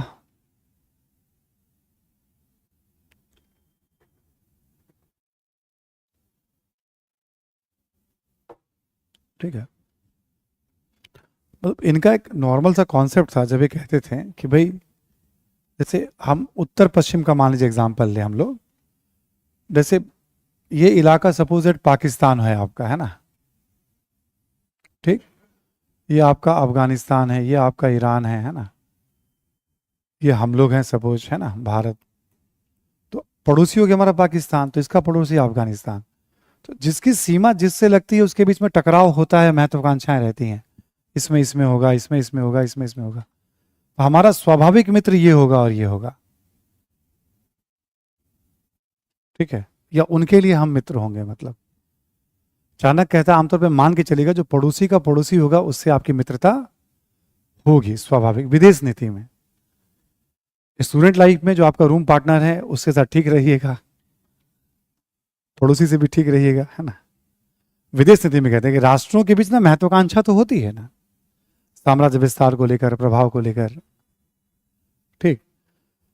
ये कुछ एक्स्ट्रा पॉइंट ऐसे हैं, बाकी पॉइंट तो अभी हम लोग प्रशासन में भी पढ़ेंगे कि कभी पूछेगा ना कि चाणक्य के विचार आज भी रेलिवेंट हैं, ऐसा सवाल, ठीक है, प्रशासन में कितना उपयोगी हो सकता है, ठीक है। तो उस सब में ना आपको सारे पॉइंट्स हेल्प करेंगे। वही पॉइंट्स मैंने पिक किया है इसमें जो मेंस में लिखने की जरूरत पड़ सकती है आपको। प्लान वे में सारे पॉइंट्स हमने इसमें उठाए हैं, ठीक। बाकी मतलब भर भर के जानकारी दी हुई है आर्य शर्मा में भी और आपके स्टडी मटेरियल में भी चाणक्य के बारे में, मतलब खूब सारी जानकारी है, ठीक है। तो हम लोगों ने सोर्स पे बात कंप्लीट कर ली। सोर्स इंपॉर्टेंट है बहुत ज्यादा, प्रारंभिक परीक्षा में भी और मुख्य परीक्षा में भी, ठीक। मेगास्थनीज के बारे में मतलब ऐसे जानकारी होगी आप लोगों को, या ना तो सुन लीजिए आप थोड़ा बहुत। एक यूनानी शासक था सेल्यूकस, सेल्यूकस को चंद्रगुप्त ने हराया था। सेल्यूकस ने फिर अपना एक दूत भेजा था चंद्रगुप्त के दरबार में, उसका नाम था मेगास्थनीज। मेगास्थनीज ने किताब लिखी थी इंडिका, जिसकी मूल प्रति उपलब्ध नहीं है, मूल कॉपी उसकी उपलब्ध नहीं है इंडिका की। लेकिन उस समय बाद में बहुत सारे यूनानी यात्री भारत आते थे, वो सब इंडिका का भी रेफरेंस देते थे, जैसे स्ट्रोबो है, प्लिनी है, जस्टिन है, प्लूटार्क है, एरियन है, ये सब बाद के यूनानी यात्री हैं। तो इन सब ने भी इंडिका का उल्लेख किया है। सबकी जानकारी के आधार पर एक इंडिका की तस्वीर बनाई, इंडिका में क्या क्या कहा गया था। जो मूल रचना है उसकी वो लॉस हो गई है, बट मौर्य काल को जानने का बहुत महत्वपूर्ण सोच है। जब आप पढ़ेंगे ना अभी क्लास में या हम लोग किताब में भी पढ़ेंगे आप, तो 80% बातें चाणक्य के आधार पे, 4-5% बातें मेगास्थनीज के आधार पे और 15-20% बातें अशोक के अभिलेख के आधार पे। 1-8% में सब आ जाता है, विष्णु पुराण, राज तरंगिणी, ठीक है। मैं ऐसे बता रहा हूं, जब कोई भी किताब पढ़ेंगे आप देखेंगे सबसे ज्यादा वैल्यू किसको मिला, चाणक्य को, फिर किसको मिला, अशोक के अभिलेख को, तीसरे नंबर पे मेगास्थनीज को। अब इंटरेस्टिंग बातें बहुत सारी बता रहे हैं अपनी किताब में, किताबों में लिखा रहता है भारत के लोग बड़े सादगी वाला जीवन जीते थे, नैतिक रूप से बड़े उचित थे। भारत के लोग शिव और कृष्ण की पूजा करते थे। यहाँ के लोग घरों में ताले नहीं लगाते थे, बस ऐसे ही चले जाते थे, कहीं आते जाते थे। भारतीय समाज 7 भागों में बटा हुआ था। पटना के बारे में बहुत कुछ बता रहा है, प्रशासन के बारे में बता रहा है। ये सारी बातें उल्लेख हैं किताबों में, नोट्स में। जो आपको नोट्स दिया गया उसमें इंडिका को लेकर अलग से पूरा एक हाफ पेज का वो बना दिया गया उसमें, स्टडी मटेरियल में इंडिका के बारे में अलग से पूरा परिचय दिया गया है, ठीक है। चलिए हम लोग आगे बढ़ते हैं। अब आप लिखते हैं हम लोग, इसके बाद हम लोग चलते हैं राजनीति। लिखिए आप, मौर्य युगीन राजनीति।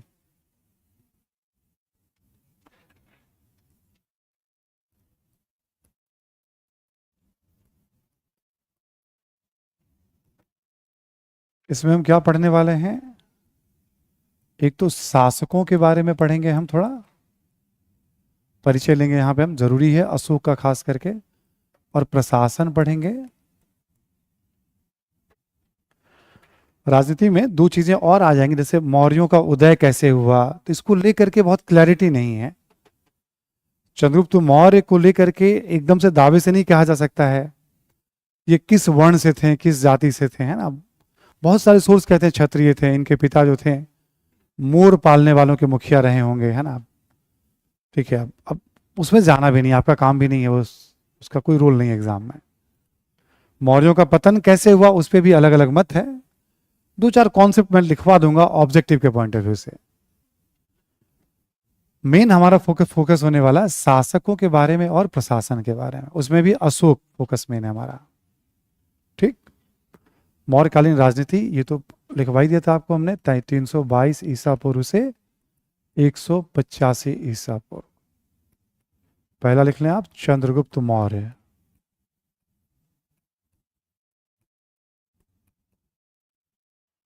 तीन सौ 22 ईसा पूर्व से 298 ईसा पूर्व।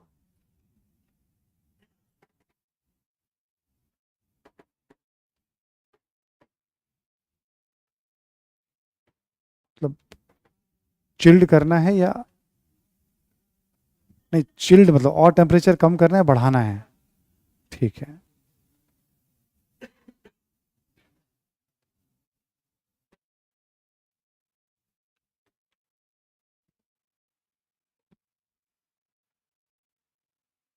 एक बार जरा देखिएगा, कुछ मदद करिएगा उनको। ठीक है,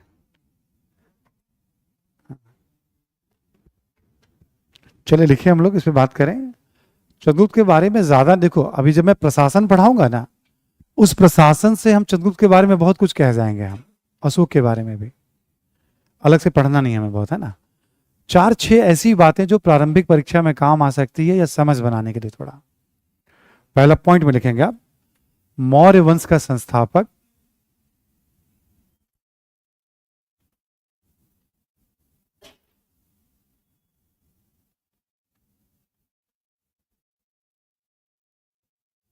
ठीक है, अगला पॉइंट लिखें आप, चाणक्य। चाणक्य, नेक्स्ट पॉइंट लिखेंगे, चाणक्य चंद्रगुप्त का सलाहकार एवं प्रधानमंत्री। चाणक्य जो थे चंद्रगुप्त के सलाहकार, प्रधानमंत्री, शिक्षक सब थे।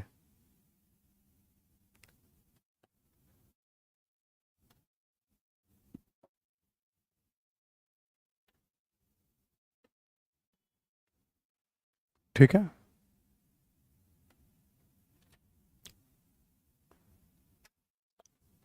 नेक्स्ट पॉइंट लिखें आप कि चंद्रगुप्त ने सर्वप्रथम उत्तर पश्चिम भारत पर नियंत्रण स्थापित किया।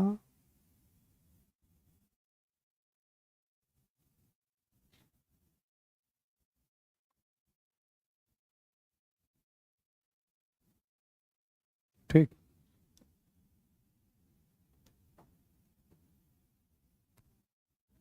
ठीक है, चंद्रगुप्त ने सर्वप्रथम उत्तर पश्चिम भारत पर नियंत्रण स्थापित किया और फिर धनानंद को पराजित कर मगध पर नियंत्रण, फिर धनानंद को पराजित कर मगध पर नियंत्रण।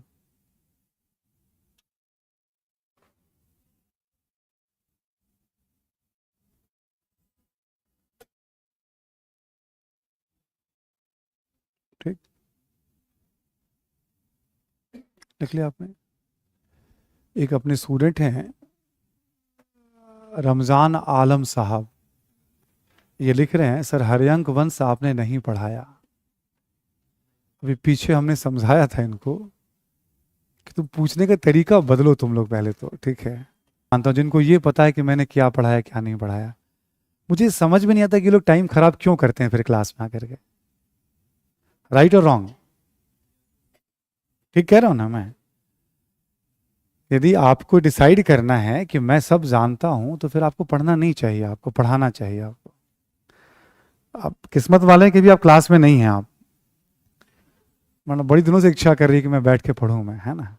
ठीक, आप कहाँ पढ़ के आ गए हैं, ठीक है। अब फिर बोलेंगे खान सर का फाउंडेशन बैच हमने किया है, तो मैं कुछ बोल नहीं पाऊंगा, है कोई और नाम ले लेंगे तो मैं बहुत कुछ बोल दूंगा फिर तो मैं, ठीक है। जिस वंश के बारे में ठीक से पता नहीं उसके बारे में क्यों पढ़ना। हम एग्जाम के लिए पढ़ रहे हैं ना, हम थोड़ी उसके लिए पढ़ते हैं हम लोग। हमने बस एक क्रम बना लिया, हरियंक वंश ये शासक हैं बस। आपको जानने की इच्छा तो स्टडी मटेरियल में दिया हुआ है, उनके बारे में 10-20 बातें बताई गई, पढ़ लीजिएगा। जिसके बारे में आज तो कोई सवाल नहीं पूछा गया, जब भी पूछा गया तो कल्चर बेस्ड पूछा जाता है। क्यों? वहां तो श्योर है, बाकी चीजों में हम श्योर नहीं है। तो हम एग्जाम के लिए पढ़ते हैं, हमेशा ध्यान रखिएगा, प्रतिष्ठा के लिए नहीं पढ़ते हैं। और किसी सर ने आपको पढ़ाया होगा तो उनका चरण छू लीजिएगा जाकर के, ठीक है ना। आईएएस के लिए, हाँ बीपीएससी के लिए यदि आप पढ़ रहे हैं तो थोड़ा पढ़ लीजिए आप। देखो तस्वीर एकदम साफ है, मैं आईएएस की क्लास ले रहा हूं मैं, ठीक। बीपीएससी के लिए यदि आप पढ़ रहे हैं तो थोड़ा बहुत पढ़ लीजिए आप, कुछ और जानना तो जान लीजिए आप। उतना हम लोगों ने अपने मैटर में दे रखा है, आईएएस के लिए नहीं पढ़ना है। बस जान लेना कि हाँ एक वंश था, ऐसे शासन किया था इसने। तो आलम साहब जो हैं बीच में जगाने का काम हमें कर रहे हैं।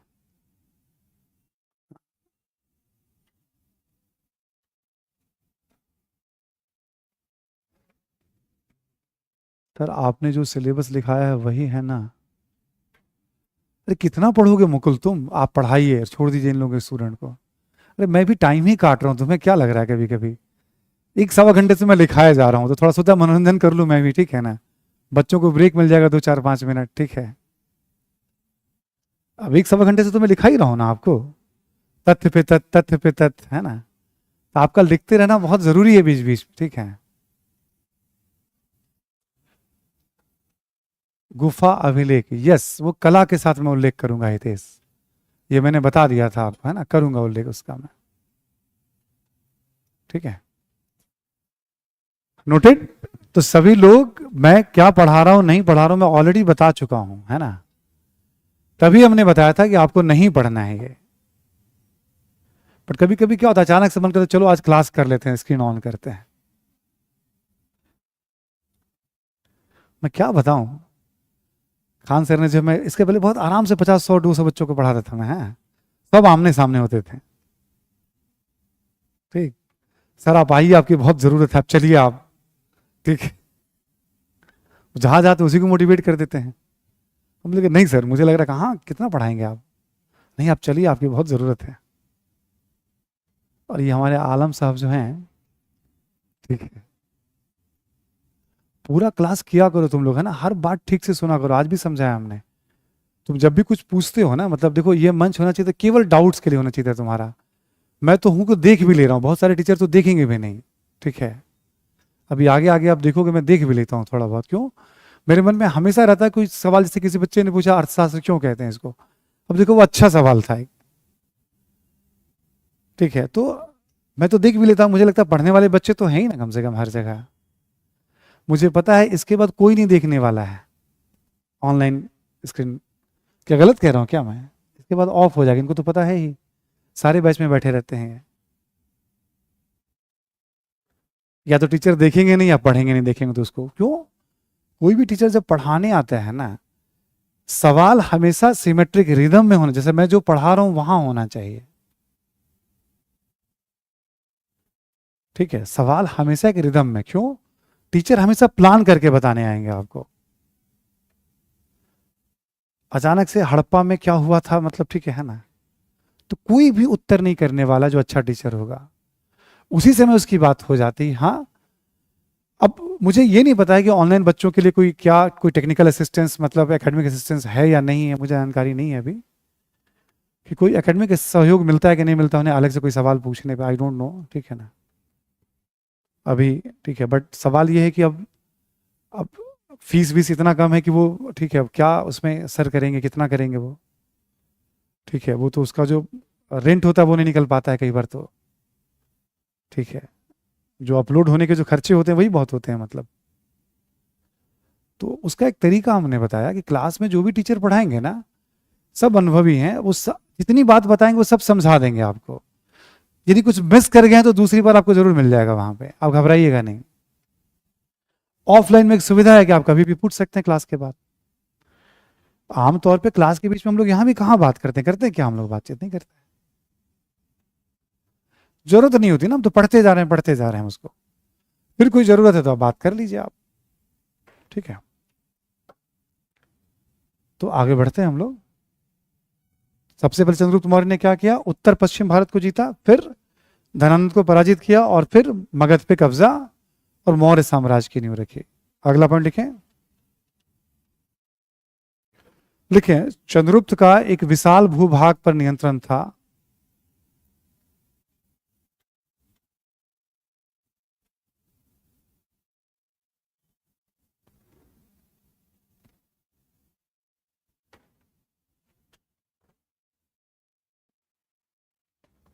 चंद्रगुप्त का एक विशाल भूभाग पर नियंत्रण था। लिखें कि पूर्व में बंगाल,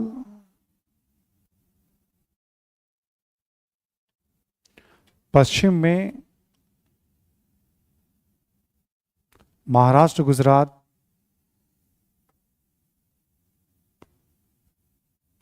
पश्चिम में महाराष्ट्र गुजरात, कॉमा देके लिखेंगे इसी में आप, दक्षिण में कर्नाटक, दक्षिण में कर्नाटक,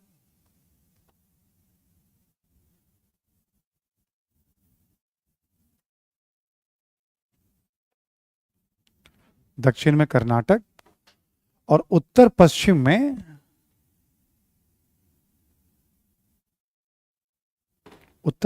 में अफगानिस्तान के कुछ भूभागों पर भी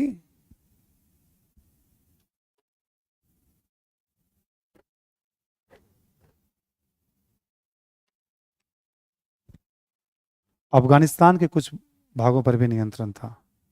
ठीक, जैसे कंधार में अशोक अभिलेख जारी कर रहा है ना, तो आप देखोगे कि बहुत बड़ा इलाका, आप इधर बांग्लादेश का इलाका ले लो, आप इधर के कुछ कुछ इलाके को ले लो आप, ये सब मौर्यों के पास है। तो विशाल साम्राज्य का कहा जाता है चंद्रगुप्त ने ही, ठीक है, ये निर्माण किया था।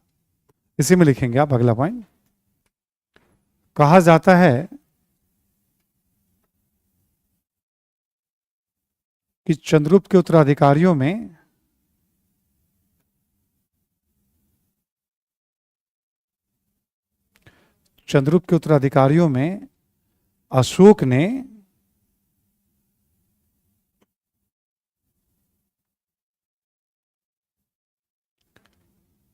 अशोक ने केवल कलिंग को जीता था।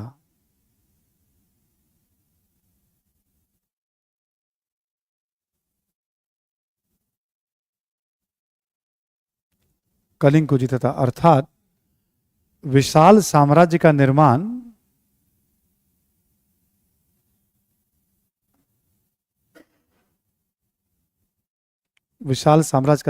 चंद्रगुप्त के समय ही हुआ था।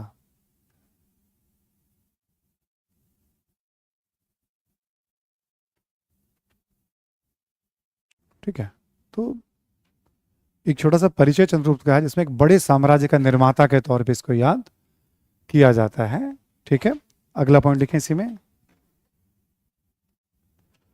देखिए, चंद्रगुप्त के दरबार में यूनानी शासक सेल्यूकस का राजदूत मेगास्थनीज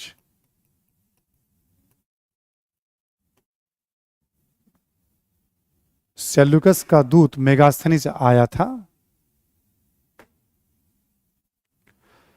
यूनानी शासक सेल्यूकस का दूत मेगास्थनीज आया था।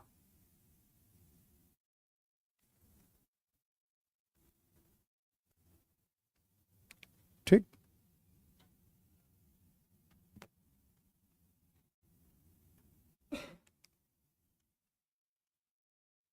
नेक्स्ट लिखें आप। लिखें, यूनानी स्रोतों में चंद्रगुप्त को सैंड्रोकोटस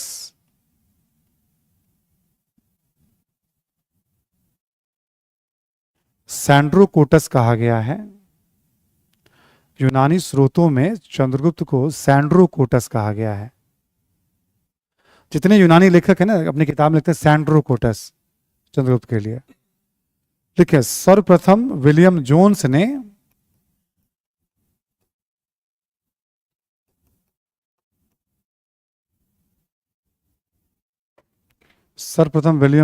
ने सैंड्रोकोटस की पहचान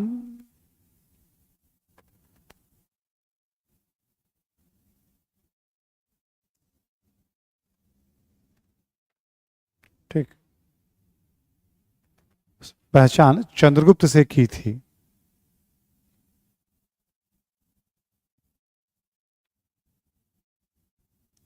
ठीक है, बाकी एक और बता ही चुका हूं, चंद्रगुप्त जैन धर्म का अनुयायी था। चंद्रगुप्त के बारे में ऐसा कहा जाता है इसके शासन के अंतिम वर्षों में अकाल आया था, तो ये भी मतलब जैन भिक्षु की तरह इसने शरीर संलेखना के द्वारा शरीर का त्याग, ऐसा जैन सूत्रों में बताया गया है, बट पूरे प्रमाणिक नहीं कि ऐसा ही किया होगा। ठीक है, तो इसका उल्लेख हम लोग कर चुके हैं कि ये जैन धर्म का अनुयायी था। ठीक, तो एक चंद्रगुप्त का परिचय हो गया। चंद्रगुप्त के बाद देखें आप बिंदुसार।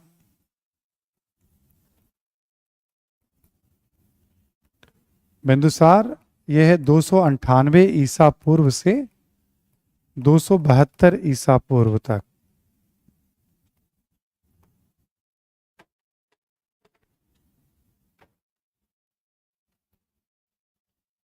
ठीक, इसके बारे में ज्यादा कुछ नहीं लिखना है, बस 2 पॉइंट लिख लें आप। एक लिखे आजीवक संप्रदाय का अनुयायी,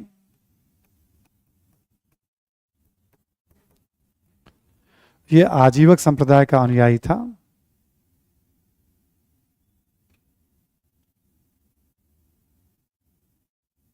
ठीक, और एक और पॉइंट लिख लें आप, सीरिया से डाइमेकस नामक राजदूत, सीरिया से डाइमेकस नामक राजदूत इसके दरबार में आया था।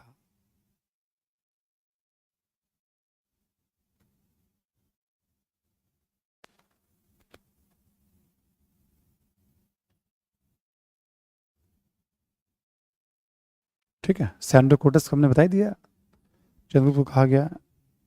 और बहुत सारी कहानियां वगैरह ऐसे आपको मिलेंगी इसमें, बट कुछ काम का एग्जाम के पॉइंट ऑफ व्यू से नहीं है। बिंदुसार ने अपना शासन ठीक ठीक किया। इसके बाद अशोक की बारी है शासन करने की, है ना। देखिए आप, अशोक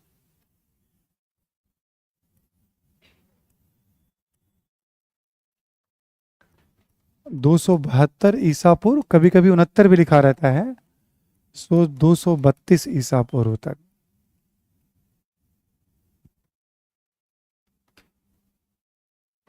ठीक, अब देखो अशोक के बारे में एक छोटा सा परिचय मैं पहले दे चुका हूं आपको, कि एक तो कलिंग को जीता था, मैंने आपको बता ही दिया अशोक के बारे में। ठीक, कुछ कुछ बातें हैं सुनने योग्य बातें हैं, ऐसा नहीं कि एकदम उसको याद रखना पकड़ के। बौद्ध साहित्य में ऐसा कहा गया है कि अशोक जो है बड़ा क्रूर था, मतलब बड़ा हिंसक था। 99 भाइयों की हत्या करके ये गद्दी पे बैठा था। एक बौद्ध स्रोत है दिव्यावधान, उसमें कुछ ऐसा उल्लेख है कि अपने 99 भाइयों का, बाकी जितने स्रोत है नहीं बताते कितने भाई रहे होंगे। ठीक है, लेकिन उसमें ऐसा लिखा हुआ है प्रारंभिक जीवन में शैव धर्म को मानता था, ये सारी बातें उसमें मेंशन है।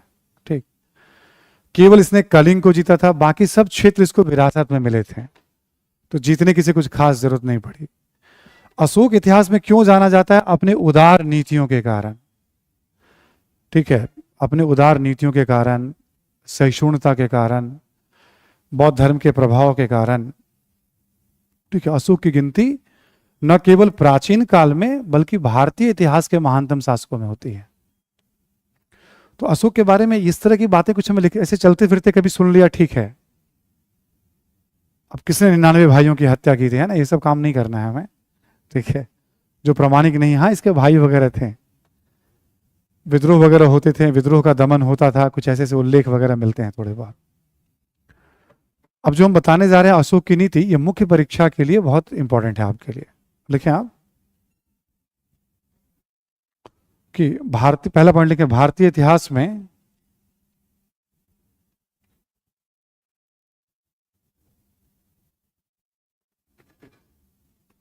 अशोक की गिनती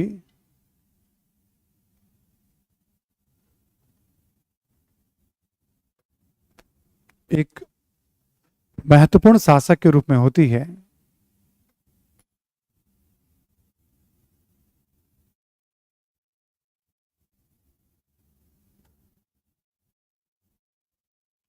एक महत्वपूर्ण शासक के रूप में होती है। लिखें, इसका मुख्य कारण है अशोक की नीतियां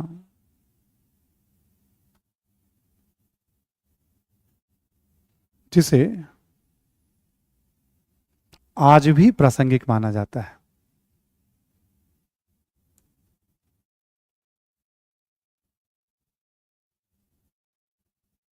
जिसे आज भी प्रासंगिक माना जाता है। ठीक है, अब कौन कौन सी नीति थी इसकी कुछ पॉइंट्स लिख लीजिए आप जरा, है ना, लिखते चलें आप इसमें। एक लिखें आप कि अहिंसा की नीति पर बल,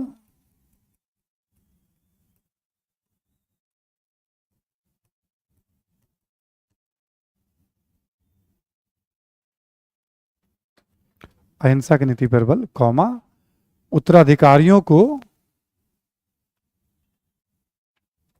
युद्ध न करने की सलाह, उत्तराधिकारियों को युद्ध न करने की सलाह।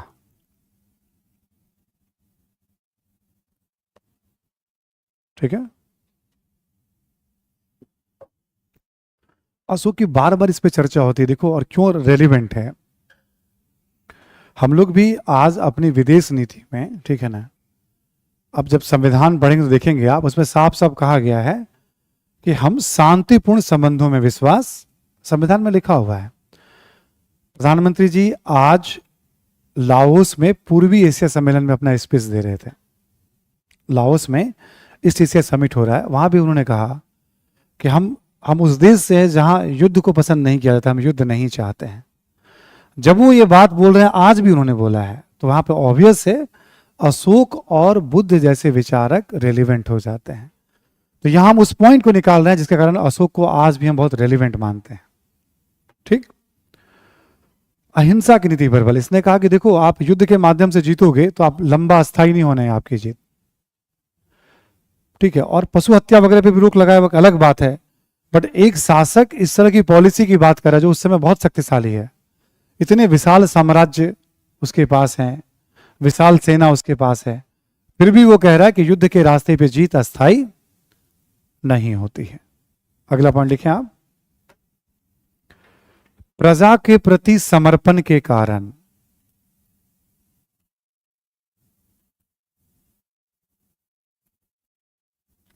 प्रजा के प्रति समर्पण के कारण,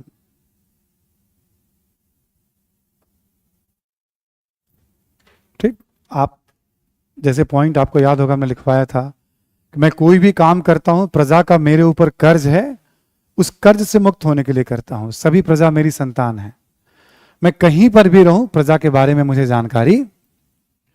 देखो, राजतंत्रात्मक व्यवस्था में प्रजा वत्सल शासक बहुत कम मिलेंगे आपको। राजा का काम होता है आपको सुरक्षा देना केवल। जिन शास्त्रों की बात की जाती है उसमें सुरक्षा पे ज्यादा बल है। टैक्स राज्य इसलिए नहीं लेती है कि भाई आप बस सुरक्षा की बात, बाकी आप अपना जीवन जीते रहिए। तो अशोक बार बार ये बात कह रहा है, अलग अलग अभिलेख में कह रहा है। तो प्रजा वत्सलता के कारण, प्रजा के प्रति समर्पण के कारण अशोक की गिनती भारतीय इतिहास के अद्वितीय शासक में होती है, अभूतपूर्व। ठीक है, यूनिक शासक माना जाता है अशोक को। तो एक्सप्लेन करना होगा तो सारे एग्जाम्पल इसमें लिख दीजिएगा जो पीछे हमने लिखा है, आपको समझ में आ रही बात ना। अशोक को क्यों गिनती क्यों की जाती है सबसे महानतम शासकों में। अगला पॉइंट लिखें, कल्याणकारी कार्यों के कारण,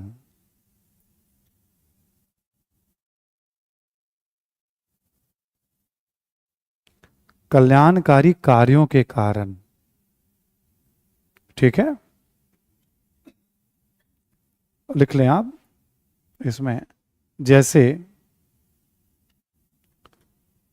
सड़कों का निर्माण,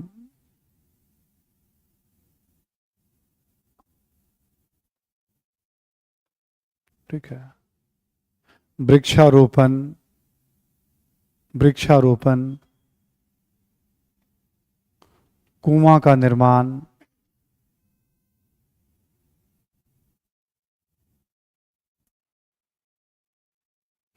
कोमा, चिकित्सा की व्यवस्था, चिकित्सा की व्यवस्था इत्यादि कर दीजिएगा। ठीक है, ये सब निशुल्क था। जैसे इसने बहुत सारी सड़कें बनवाई, रुकने के लिए जगह बनवाई, कुआं का निर्माण करवाया, लोगों को आने जाने में आसानी हो, पेड़ लगवाए, इसने खुद कह रहा है, और पशुओं तक के लिए निशुल्क चिकित्सा की व्यवस्था। तो शासक बहुत कम आपको प्रजा का कल्याण करते हुए, ठीक है, तो इस तरह की नीति, इसके लिए अशोक को अलग से फिर याद किया जाता है। अगला पॉइंट लिखें आप, अच्छे आचरण वाले कैदियों को रिहा करना।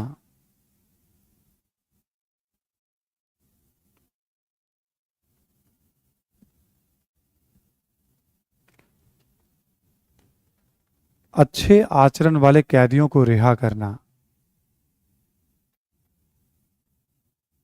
ठीक है। इसने मतलब एक अभिलेख में लिखता है, जिन कैदियों का अच्छा व्यवहार है उसको रिहा करिए आप, यानी न्याय को मानवीय बनाने का प्रयास।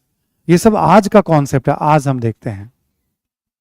अगला पॉइंट लिखें आप एक और, बौद्ध धर्म के अनुयायी होने के बावजूद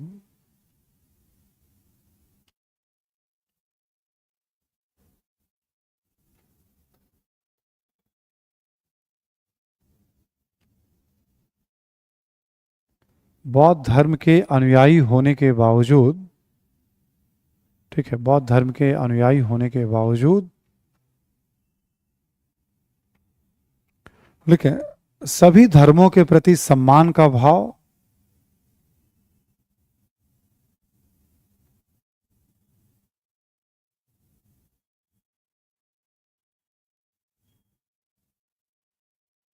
सभी धर्मों के प्रति सम्मान का भाव, ठीक है। मतलब एक भी ऐसा नहीं मिलेगा एविडेंस कि धर्म के आधार पर यह भेदभाव कर रहा हो।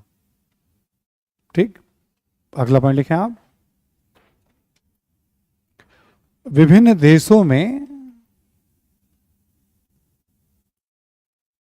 विभिन्न देशों में धर्म प्रचारकों को भेजने के कारण भी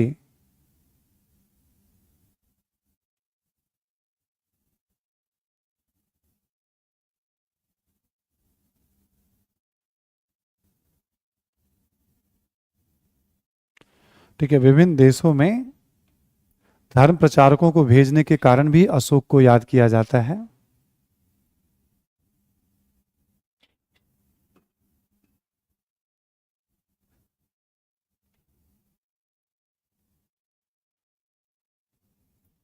ठीक, एक और पॉइंट लिखें आप, विविधता युक्त समाज में, विविधता युक्त समाज में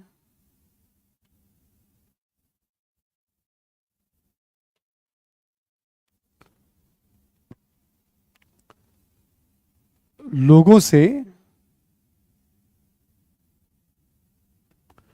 एक ऐसे आचार संहिता,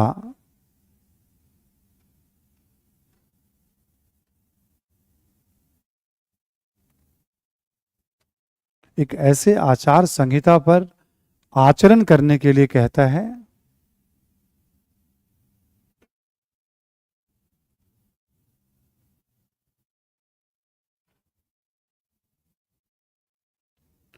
के लिए कहता है,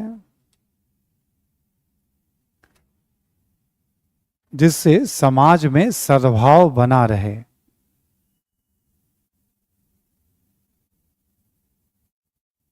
जिससे समाज में सद्भाव बना रहे। जो लास्ट वाला पॉइंट है ना, इसी को कहा जाता है धम्म, धम्म नीति, अशोक की धम्म की नीति। उस पर हम अलग से बात करेंगे। अशोक की गिनती क्यों महत्वपूर्ण शासक में कभी इस तरह की बात आ जाए आपके सामने, तब इस तरह का स्ट्रक्चर लेके चलते हैं। ठीक, सारे बहुत इंपॉर्टेंट पॉइंट है, बस इसको ध्यान रखना है, समझना है। और इसमें देखो, जब आप बहुत मजबूत होते हैं ना, तो आपके पास दो ऑप्शन है, या तो ताकत का प्रदर्शन करें आप, या फिर एक ऐसा सिस्टम बनाएं जब लोग जुड़ते हैं तो तनाव कम होता है। ताकत से समस्या का समाधान करेंगे तो तनाव बना रहता है हमेशा, कभी भी देखिएगा आप। तो ऐसा नहीं था कि अशोक ने सेना को भंग कर दिया या धमकाना छोड़ दिया था, ऐसा नहीं था। ऐसा भी पढ़ के ऐसा नहीं लगेगा अशोक ने शासन करना, ऐसा कुछ नहीं किया था। शासन मजबूती से कर रहा था, 1 इंच जगह नहीं छोड़ी थी उसने, अपने सेना को बना के रखा था। ये एक शासक की पॉलिसी है, एक तरफ पूरे ताकत को बनाकर चल रहा है, दूसरी तरफ वो सोच रहा है कि ताकत से फिर समाज में अस्थायित्व नहीं आएगा, राज्य को अस्थायित्व नहीं, हम क्यों ना बेहतर समाज का निर्माण करें हम। और ऐसी कोई भी कोशिश बहुत अच्छी कोशिश मानी जाएगी। ठीक, आज की चर्चा हम यहीं तक रखेंगे, हमें भी थोड़ा कहीं जाना है।